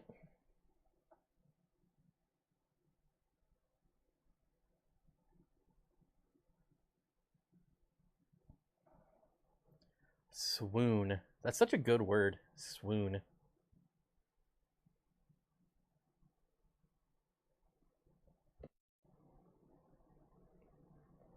Okay. Here, how about this, Lisa? Tell me what the person's name rhymes with, and then I'll try to guess it. How about that?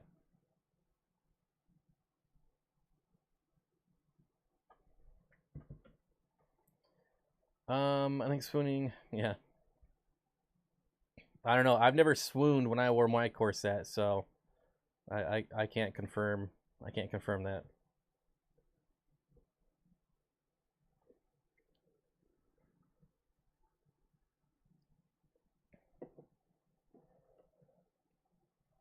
I can't stand when people don't update their website. It's not like you even have to code. You don't.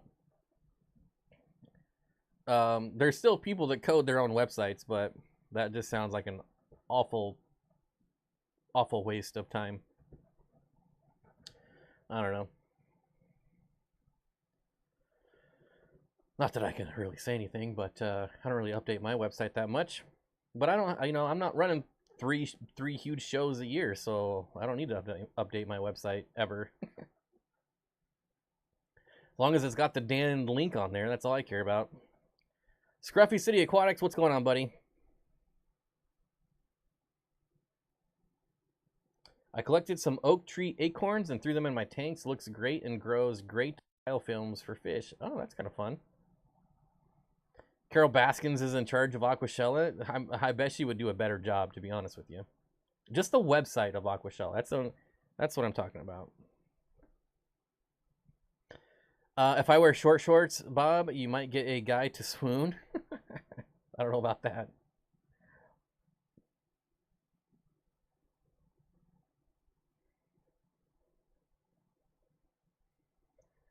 I volunteer as a tribute to swoon over Bob Steenfott. I might have went a little too far with that one.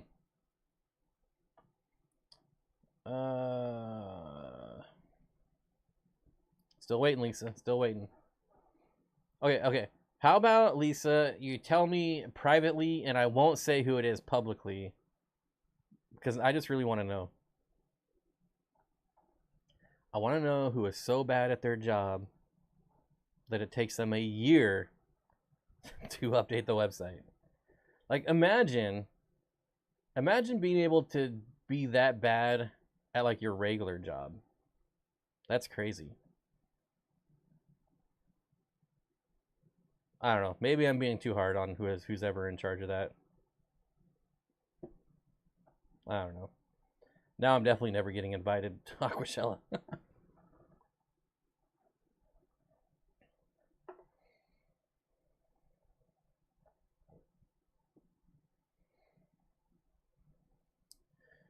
Speaking of, when are you going to turn your plant sales on again? Well, they were on for a minute, and it sold out pretty quick. And I don't have a good place to store plants right now since I'm rebuilding the fish room. So I'm not sure when I'm going to be getting more in. Yeah, I'm in the process of moving a lot of stuff around, so I don't think that seems like a bad job, but maybe laziness or just too busy.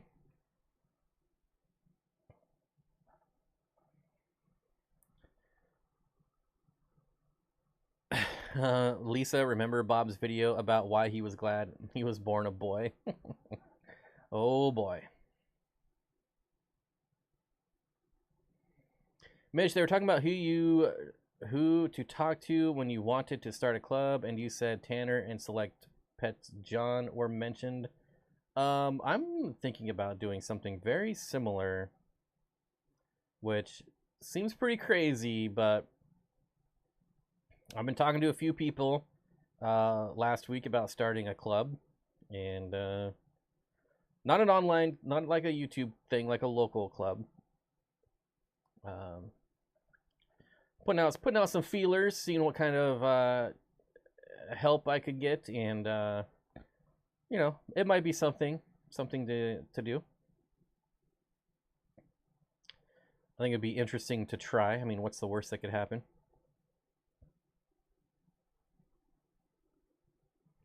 Hey everyone, I won't be able to regularly show up to live streams, so this is the last one I'll catch live for a while.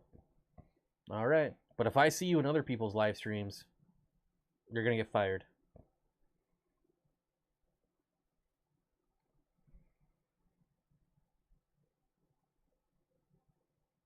I'm watching.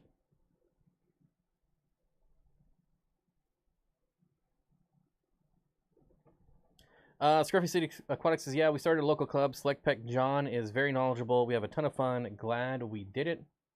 What is the name of said club? And do you mind sharing how many members? That's one thing I've been asking a lot of people, is how many members they have in their club. So like the Seattle club, and how many members they have. The Portland, got some numbers on them. Couple smaller clubs down in California, got some numbers on those clubs. But I don't know, I think it'd be interesting.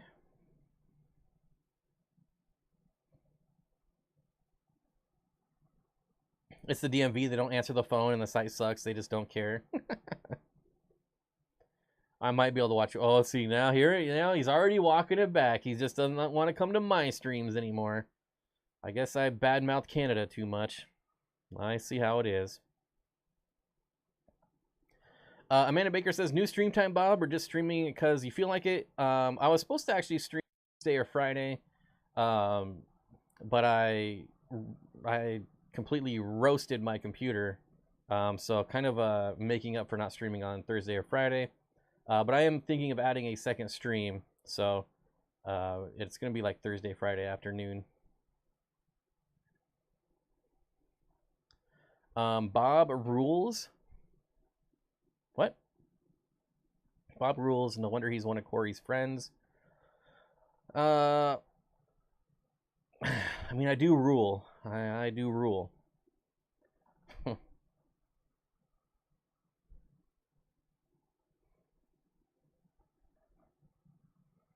Hey, Jay Oliver's Guppies and Aquatics. What's going on, buddy? Good to see you. Says, I hope everyone is doing well and staying healthy. Thank you, buddy. I appreciate it, and good seeing you.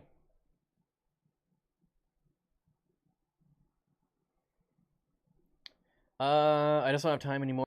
Streams. The only streams I can watch is Corey's because I listen when doing water changes. Likely story. You're probably too busy breeding Parkinsoni rainbows. That's the real reason. Which is all right. That's an acceptable reason. We are ETAA, estimated time of arrival. Tanner is part of the group that started Music City. Okay. So if I ask what the name is, I'd prefer if you didn't give me the acronym, but the actual name. Unless that is actually the name. ETAA. All right. Joel G, member for 12 months. Thank you so much. Stop panicking. I'm here now. I've been worried about you. I've been worried since I haven't seen you. No, I answered you further up. That was Zenny. Okay. I take back my snarkiness. I apologize. Let's see. I don't see your chats very well anymore. Scruffy looking nerf herder. Okay, we started a local club. I see that comment. Let's see. Hey, Jay Oliver. Oh, no, and then I don't see it. East Tennessee Aquatic Association. Whew, there, much better. I don't see it. I apologize, but I don't see it. Thank you, though. I appreciate it. I breed Parkinsoni and feed wild snapping turtles near my house. Hey, as long as you're breeding them, that's all that matters. Pam says, I think you should start a club. I joined GSAS right before COVID hit, paid for 2 years with no meetings. Oh, excuse me, I didn't rejoin this year since I can get the same discounts at co-op being a member. Oh, excuse me. Man. Yeah, so I'm not sure what it would look like yet. What it would encompass. Like I said, just started thinking about it. Like last week. So we'll see what happens. Swoon, to faint from extreme emotion. I feel faint, Bob. Well, I hope it's from good emotions then. Emotion is a pretty broad spectrum. New Local also says, Regina, you the real MVP. I agree. East Tennessee Aquatic Association. Let's see. How many members? Do you mind? If you don't want to say, you don't have to say.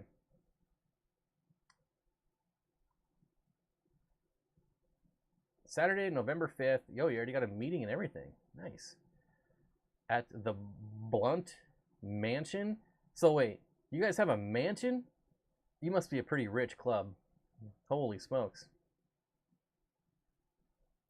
Who owns the mansion? What is this place? Blount Mansion?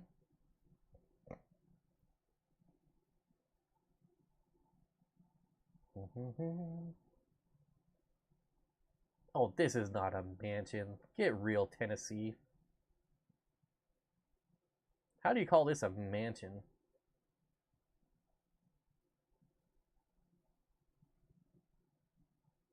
I mean, it's nice. It's nice. It's very sophisticated. But a mansion? I don't know about that. That seems like a stretch. We have an open membership. We average 35 per meeting. What is a, I don't what's an open membership mean? Sorry, I don't mean to bombard you with a million questions. No, Jay Oliver, no camping, and nothing even planned.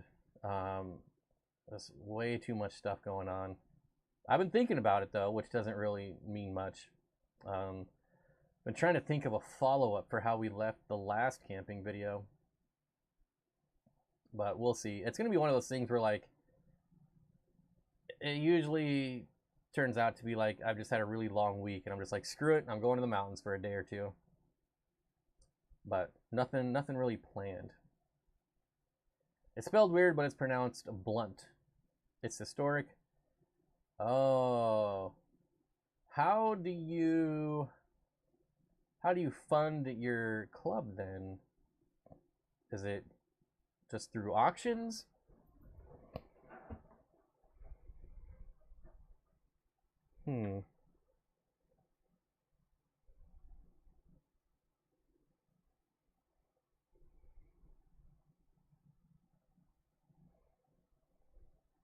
Bob, local club could be Foot and Fish?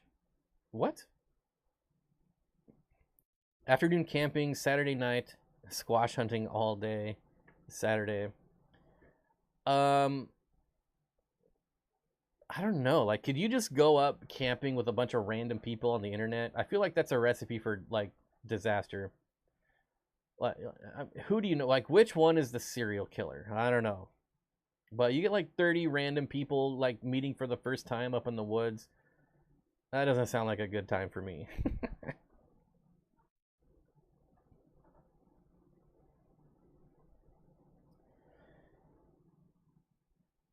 Our Facebook group is huge, but not everyone is involved. We've only been meeting since the first of the year. Yeah, I'm just curious, like how mostly donations. We sell some club merch. We have some plans for other ways in the future. Our area had a bad experience in the past with the club and money. We had to find a way to overcome that. There is definitely a lot of shenanigans when it comes to finances. I've heard lots of stories of just money disappearing, things like that.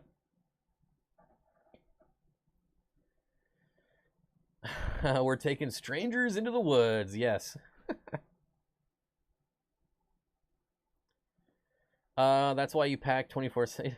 If everyone's packing, like that doesn't negate your odds of being killed. Like you can get shot just as easy as you can get axe murdered. You know, like you fall asleep. You know, never know. I was saying I don't want to pay for membership. Oh, I didn't take it that way. Driving downtown in the middle of the week just didn't work for me. Yeah, it's ridiculous. That's honest. That's why I quit being a member too. Like, the Tuesday night meetings are just so stupid. But yeah, I didn't mean to imply that, Pam. If I did, Bob, you guys should do a Halloween camping video, and Jimmy can edit it to make it all spooky. That's probably never gonna happen. Scruffy City Aquatics said, I gotta go, but I'd be willing to chat sometime. I did an interview on Scotty the Fish Freak a few weeks back and talked about the stuff. Yeah, I might send you a message. And thanks for stopping by, Scruffy. I appreciate it. Good to see you. And thanks for answering and my general inquiries.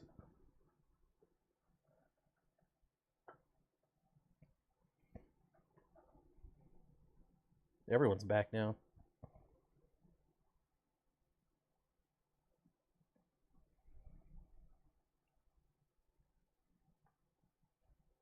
I don't know. I think it would be interesting to try. So there was another club that kind of started up right before COVID, and then COVID like killed that one. And that was, I think, the North Seattle Aquarium Society. Something of that nature, like North Sound or North something. And went to a couple meetings, and it looked like that was going to do pretty well. And then, of course, you know, COVID killed it.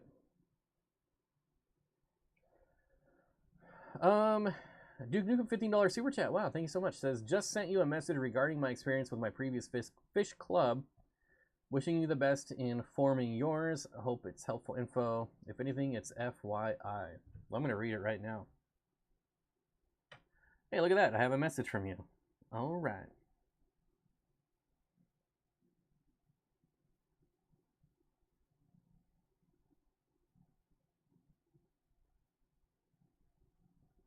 Let's just see. Oh, and Lisa messaged me. All right. What a joy kill. Oh, this is a long message. Okay, I can't read this one right now. I'll read it later. North Sound is still on Facebook, yeah, but I think it's pretty much dead. I'm a member of Missouri Aquarium Society. Good involvement. Not sure how many, but good size. Probably 30 to 40 per meeting. That's pretty good. What's the dues? Actually, you know what? I'm kind of curious. Anyone here, if you are in a club, just type in what your dues are. You don't have to say what club you're in if you don't want to, or you can, whatever. But if you're willing to say, like, I'm curious how much the club dues are for your clubs or societies, if you will. And does it have to be a society? Like, does it have to be fancy? Like the Finer Things Club? Ooh, that's gonna be the name. It's the Finer Things Club. A little office reference there. Anyone? Missouri Aquarium Society, $20 a year. That's pretty good. It's not bad. Our fish club does monthly Zoom meetings, but are starting to meet quarterly for auction and a speaker. I definitely would not do Zoom meetings. No way. It would always be in person. $35 a year. Okay. 0 member dues.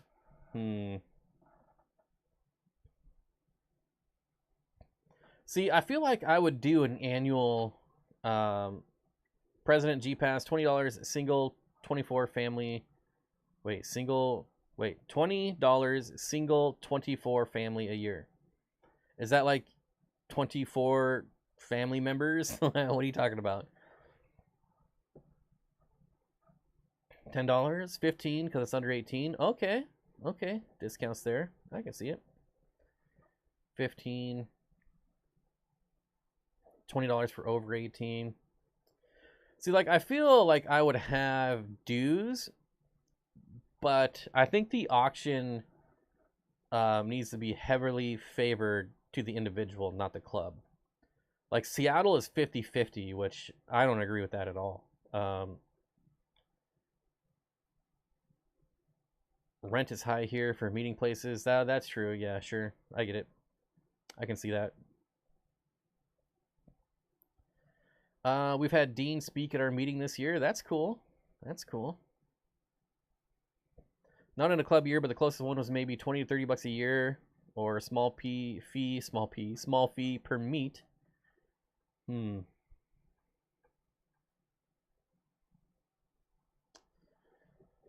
Interesting.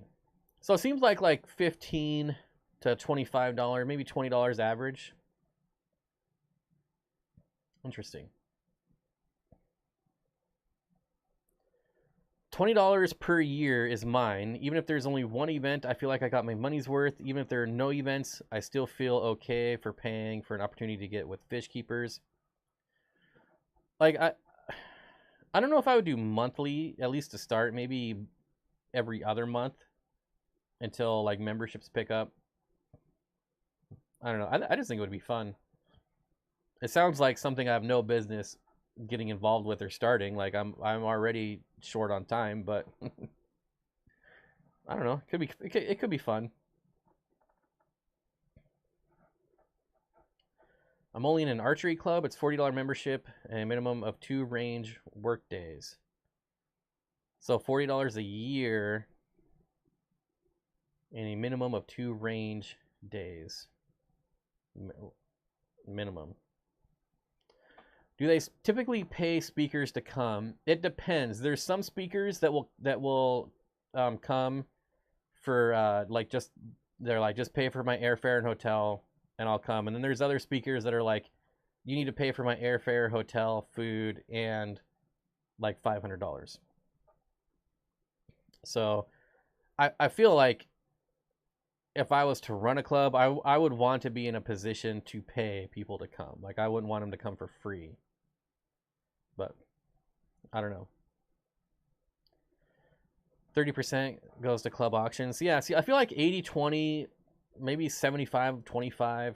I just think it should I think it should heavily favor the member and not the club when it comes to the auction.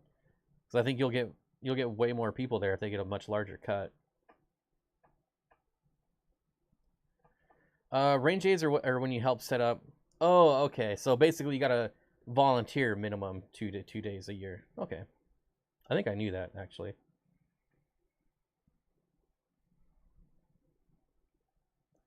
Barbara says I've won so many cool things and fish at the auctions, and I've even got stuff from your auctions, right? You've sent me stuff. But the good deal is it pays for itself many times over. Plus, great speakers. For club functions like auctions, there's generally an entry fee of like $15, and then there isn't a bidder fee. Club got 15% of the cut in auction times.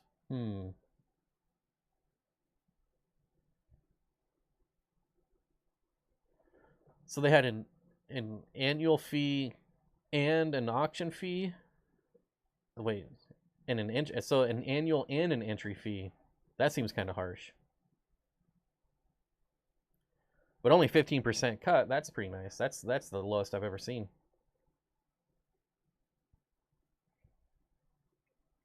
The Finer Things Club is the most exclusive club in this office. Naturally, it's where I need to be. The party planning committee is my backup, and Kevin's band is my safety. I need to watch that show again. It's been too long.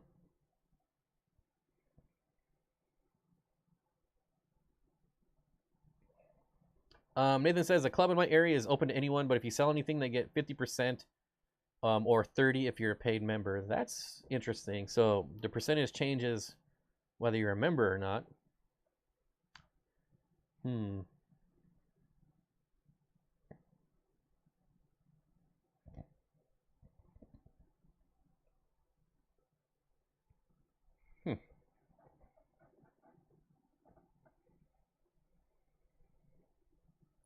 Sacramento Aquarium Society is $20 a year.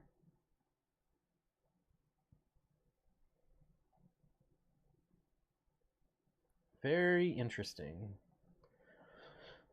I don't know what I would name it. Like, what would I name it? It would be cool to encompass, like, this is like grand scheme of things, like encompass all of the Pacific Northwest. So like, I mean, obviously like Western Washington, Eastern Washington. Probably not a lot going on in Idaho. I don't know what's going on in Idaho. Probably not a lot, but like Oregon. And then you could like, do your little auctions. Maybe like quarterly auctions, but it could be somewhere like, now it's in Seattle, next one's in Portland, next one's in Spokane. I don't know.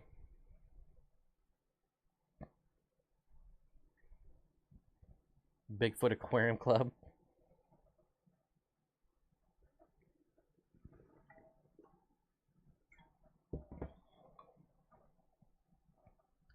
Your friend Danny was a bookkeeper. Maybe she would be treasurer. Yeah, I mean, that's the other thing to think of, too. Like, I feel like, I don't know, I feel like you should be paying people, like, sure, volunteer, but I feel like they should get paid, too. Even if it's just, like, $50 a year or something, The Northwest Steenfott Finer Fish Club. I'm definitely not putting my name in it like my YouTube channel. It'll be... In Idaho, they're focused on potatoes. In Eastern Washington, they're focused on apples. I'm sorry, it's $24 a year. Derp. Derp. Derp, derp. Legion Aquatics, gotta go. Have a good night. You said that like 20 minutes ago. See, the lies just never end, buddy. Why must you make me lay in this bed of lies with you? Jeez. F the kids, great name, confusing, but should be... Wait, what? I don't think you can name something F the kids. What are you talking about? I don't think that would work. I wonder if you got to be talking about something else. I have no idea. Oh man, just cut myself somehow. How often do other clubs meet? Mine is once a month, first Saturday. So I know the Seattle one is once a month normally, but then they take like the whole summer off. So it's like once a month for like 8 months.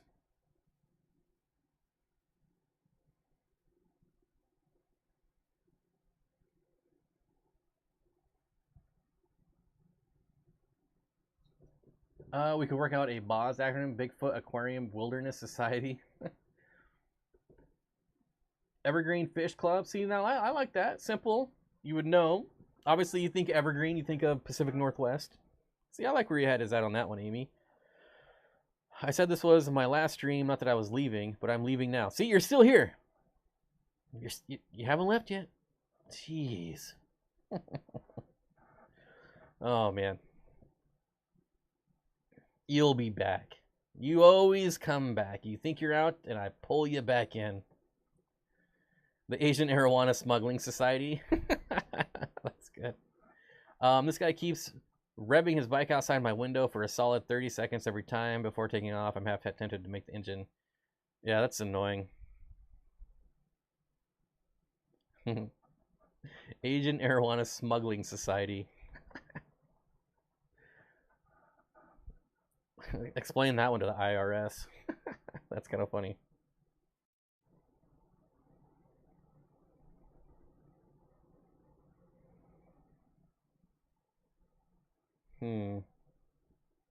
I'm terrible at naming I'm terrible with names. If I ever had a kid, he or she would probably have the dumbest name ever.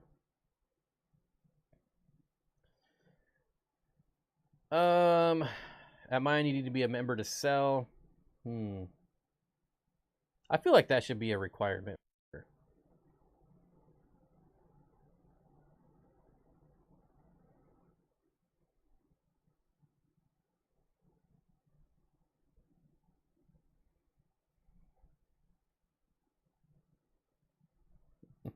Call it Piscivores Now Wanted. Acronym is PNW.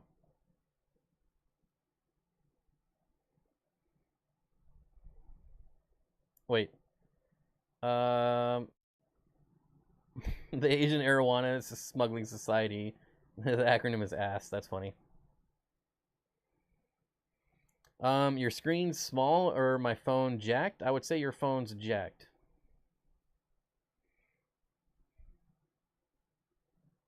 My screen should be regular size. Regular size. The swooners are abundant. Yeah. Man, I don't know what I just did. I don't even feel like I bashed my leg into something, but I'm bleeding now. That's weird.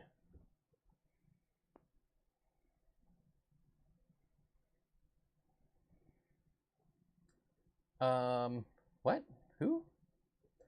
I do have a spare 50-pound bag of sand. They feel like bags of sand. Oh man. All right. Well, that was a lot of good info. Thanks. I don't know. Next, I got to see about volunteers. Although I don't think there'd be really a need for volunteers for a while. Maybe if the club actually grew. Piscivores. Midwest Aquarium Club? I don't think that would work. Oh, Wild West. Sorry, Wild West. WWAC. Wild. I do love me some Wild West, some westerns.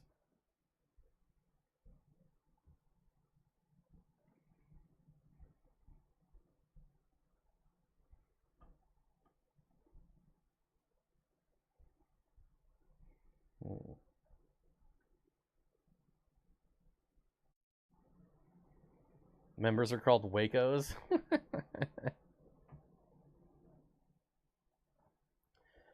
I don't know. I think it could, like I said, it could be a fun little project that would, you know, may or may not do well. I don't know. What area do you think you would hold the meetings? I'd probably do like Alderwood, Linwood. I don't want to go all the way down to Seattle. One, just the cost of renting a place out in Seattle would be crazy. So it would be North Seattle somewhere. But it would be on the weekend. It wouldn't be at 7 o'clock on a work night where you don't even get out of there till like midnight. Is there anything better ever than Blazing Saddles? Oh, are we going to get back on Blazing Saddles? Public library? Can you reserve rooms at the public library? I think it should be free if it's public. I wonder if you have to pay. But I feel like the private rooms are really small anyways. At least at the one here. All right. I'm going to take a quick water change break here, and I'll be right back.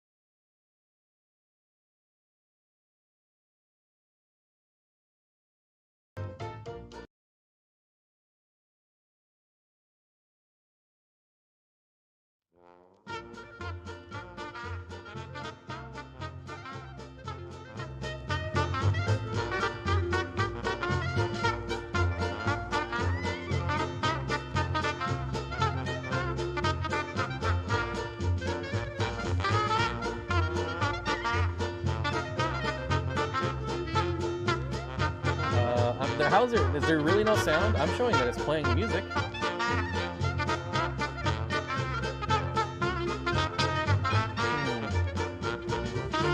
Let me see here. Let me take a look. It says there's playing sound.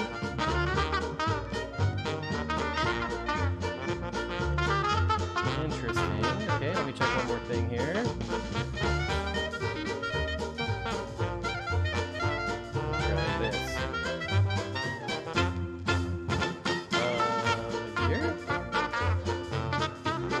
Alright, well. Is it back? Is the music back?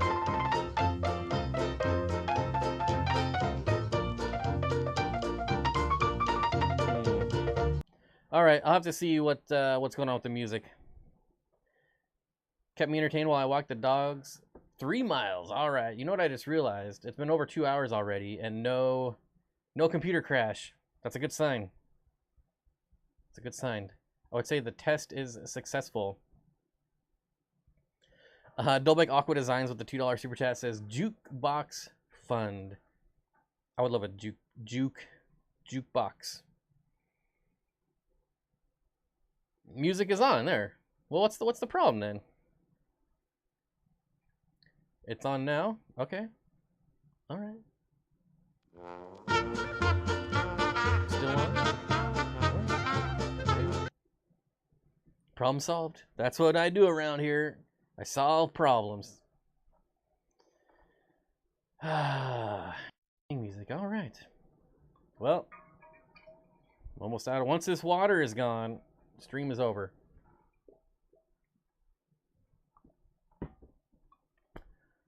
What is this?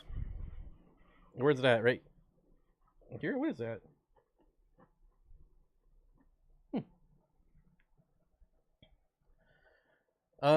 Don't you know the hardware tests have a 3-hour minimum? We're almost at 2.5. But once I run out of water, it's game over. Game over, man.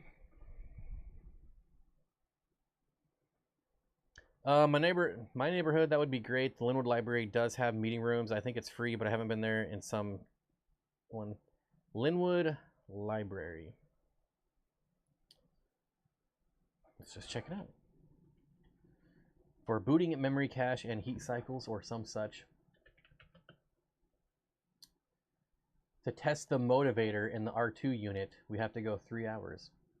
Linwood, Washington Library.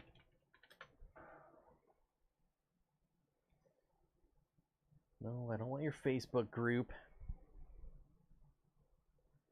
How long did it take your plants in the background to get that big? Both of these I bought when they were in these big pots. So I already bought them large, but to have them all the way down, I don't even honestly, I don't even know how long I've had them. And then once they get too long, I just clip them. Like this one got a major pruning not too long ago, so it's only got one stem coming down, and I'll probably have to clip a bunch of these ones here pretty soon. What is the code for Dan's Fish? There is no code. All you have to do is click on my link. However, you only get 10% off your first order. So if you've ordered from them before, you won't get 10% off. But yeah, just click that link and you'll get the 10% off. Or you can just be nice and click that link, and I earn a little bit of money if you make an order. I wish we got to talk more at Aquashella, but this is good. Thanks for being here. Yeah, that the Aquashella thing, it's cool. You get to hang out with everyone, but it's still like very limited, I feel like it depends on like what crowd you're with. Like, are you with the drinkers and you gotta get party and drunk? Are you with the non-drinkers in the small little corner over here? Are you with the people that go to bed at 8 o'clock group? You know, they're like these little niches. I don't know. I just wish it was longer, but at the same time, I don't want it to be longer. Like, for instance, like when Corey and I went to, or when we were going to the aquatic experience, like we would fly in on like a Wednesday or Thursday, and then we'd get like just a couple days of like just doing the local stuff and hanging out. Like that was perfect.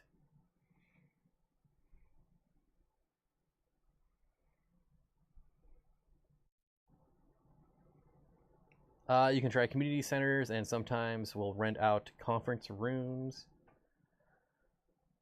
I don't know. You think a library would want a bunch of people bringing in water? I don't know. Let's see.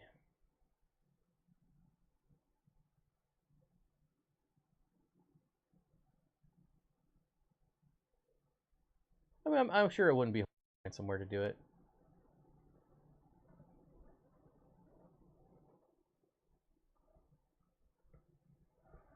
PA, just the link? Yeah, just the link.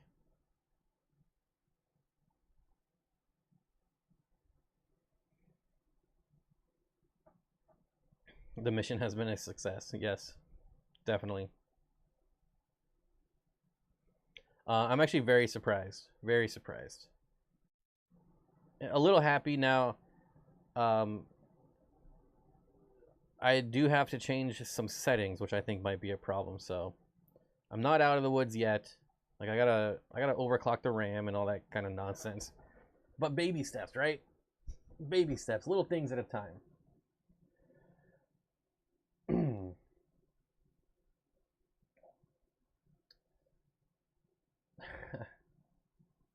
I did not get copyrighted. I do own the license for that song. So if I ever get copyrighted on that, I'd be very angry. I actually I had my own song made too, but I've never used it. But I do have my own song that I own. Bob, I've been too busy working to make my usual cheeky remarks to you, but I have been listening to every stream. Well, thanks, buddy. I appreciate it. And you know, I'm hoping maybe I'll get a Christmas card this year. We'll see. For a while, ours was in a church basement, and now a community center. Churches would be a pretty good spot too, I feel like, but I feel like someone would have to be like a member of the church. You know? Let's hear it. I don't have it loaded on my computer since I just formatted my hard drives on my external drive that I don't have hooked up. So, wait, there's a super secret Steen song. Yeah, but I don't think very many people would like it. It's very like Stranger Thing kind of 80s new wave ish. We used to have our meetings in a Holiday Inn conference room. Now we have a member who owns a building we have our meetings in. See, that would be cool. Like, I mean, it seems like a logistical nightmare, and I don't know if anyone would want to take on that responsibility, but like, what if your meetings were like a barbecue and you just like go to some dude's house and have a barbecue and set up some tables? Like, no one would want to host that, but it would be kind of cool. Until the first person gets like food poisoning and sues whoever in the food or something, you know. But it would be fun. Is the link good for first orders only? Yes, first time customers. However, every time you use that link, I will get a little bit. So really, you know, if you like me, use the link every time. If you don't care about me, don't worry about it. No hard feelings. But yeah, it's only good for your very first order. And the thought process behind that is Dan needs new customers. And so we're trying to, you know, maybe if someone was on the fence about ordering, then that'll give them a little bit of incentive. But we really appreciate the repeat customers, but we need new customers as well. So that's the idea behind that.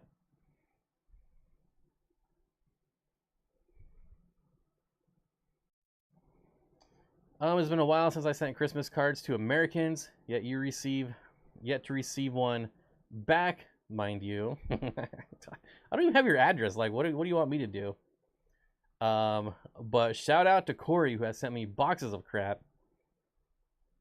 I'll be sure to let him know that you think his stuff is crap. How about that?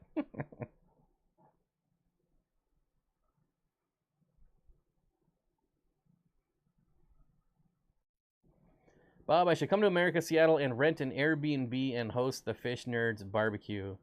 I just think it would be awesome. It would have to be catered, though, right? You don't want one person taking on that liability. Does Dan ship year-round? Yes. There might be, like, a week where he doesn't. Like, if it gets too cold, or I know, like, one of the main hubs, like, shut down for a while. So that made it hard to ship. But for the most part, I do believe he ships year-round. Night all, dog is giving me the eye. Time for a walk. I know, they give you the side eye where they're looking at you, but they're not really looking at you. That's how my dogs do it.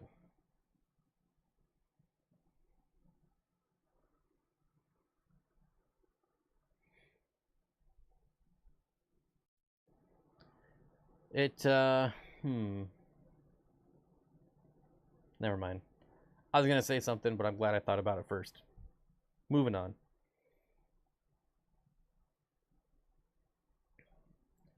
Joel says I would take on the liability. I need to bring one Australian and we could barbecue for 50 nerds. That would be amazing. And you could take on the liability because you could just go back home and then what? Like, what are we going to sue someone in New Zealand? That's not going to happen. New Zealand has been on my bucket list for a while. I've only been in the airport, though, when I went to New Caledonia.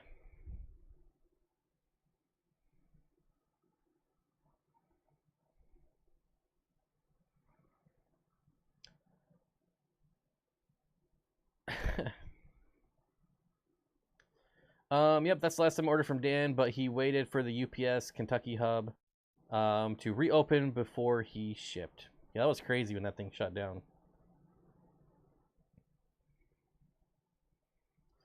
I want to order, and I will one day, as I want to redo my 20 long. I really want CPDs and build off that.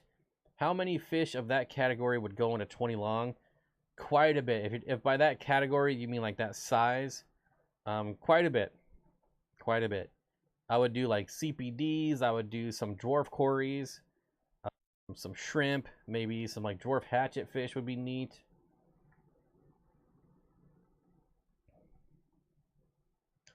My friend every year for her birthday hires a caterer who does amazing fajitas to order while you wait. Amazing fajitas to order while you wait.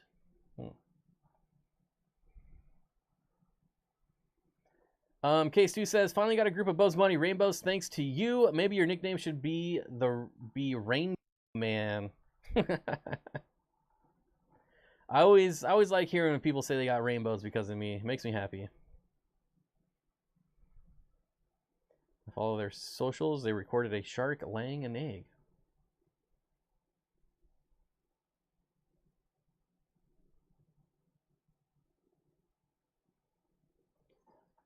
I wonder how much caterers are. I feel like caterers would be really expensive. January to March, it will be crazy cold here. Dan will probably have to wait a week or two to ship. I bet he would ship in crazy. Dan has shipped in crazy cold weather. He's got no shortage of confidence in his shipping skills, and everyone should be very confident in his ability.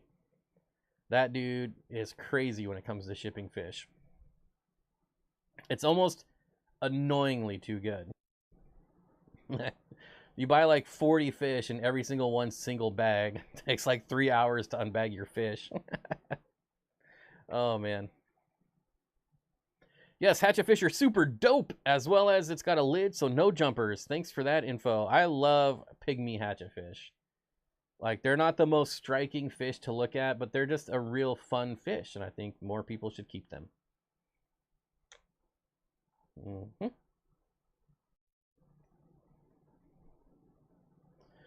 I just found out that the Alani Wapoga Reds don't get as much of the weird body shape, and I'm totally thinking of getting some. And I've never found one I like before. How dare you? Weird body shape. Are you body shaming rainbows? That's not cool. No body shaming around here. I expected better of you, Zen. I expected better. Very disappointed in you right now. UPSer says, you were always good at shipping when I ordered from you, Bomb. Yep. I should be shipping again here pretty soon, too. Just not fish. Regina Phalange says, blasphemy. Blasphemy. Blasphemy.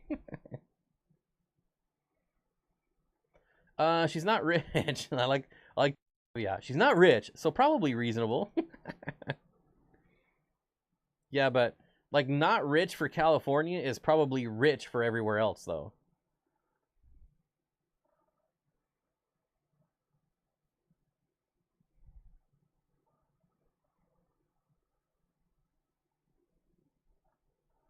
That's the second time someone has called me a Rainbowfish body shamer today.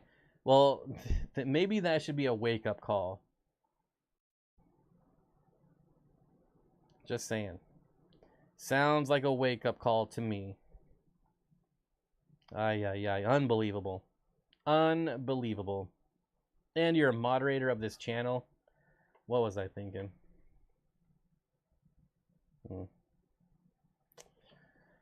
Ay, ay, ay.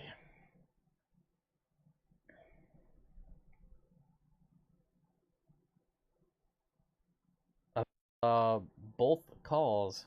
Wait, what? I think I saw both calls. Oh, you saw her earlier being called. I'm telling you.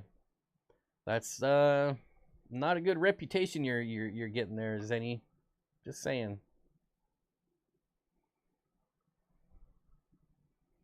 We don't like your kind around here, Zenny.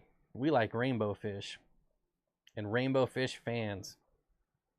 Why do you think I kicked Legion Aquatics out of here? Get back to Canada. Because he doesn't like rainbows. Not welcome. Barbara says, I gotta go make dinner. See you, Bob, and everyone. And that's me, too. I gotta go make dinner as well. I'm getting kind of hungry. Getting kind of late for me. I'm getting too old to be up this late. Thank you for the chat, and good to see you. Good night, everyone. Thank you, Duke Nukem. And that is going to be it for me as well. This was definitely a success. We've got 2.5 hours, no crashes, no hardware failures, no software failure. So, knock on wood, should be good to go. Back to 2-hour streams on Monday, so don't forget. No longer just 1 hour, back to 2 hours. And it is Halloween. Don't expect me to be dressed up because I'm not going to be. Yep, going to be in my birthday suit. So be ready. Be mentally prepared. And I hope you all have a great rest of your weekend. And I'll see you on Monday. And I'll give you some of that sweet, sweet music.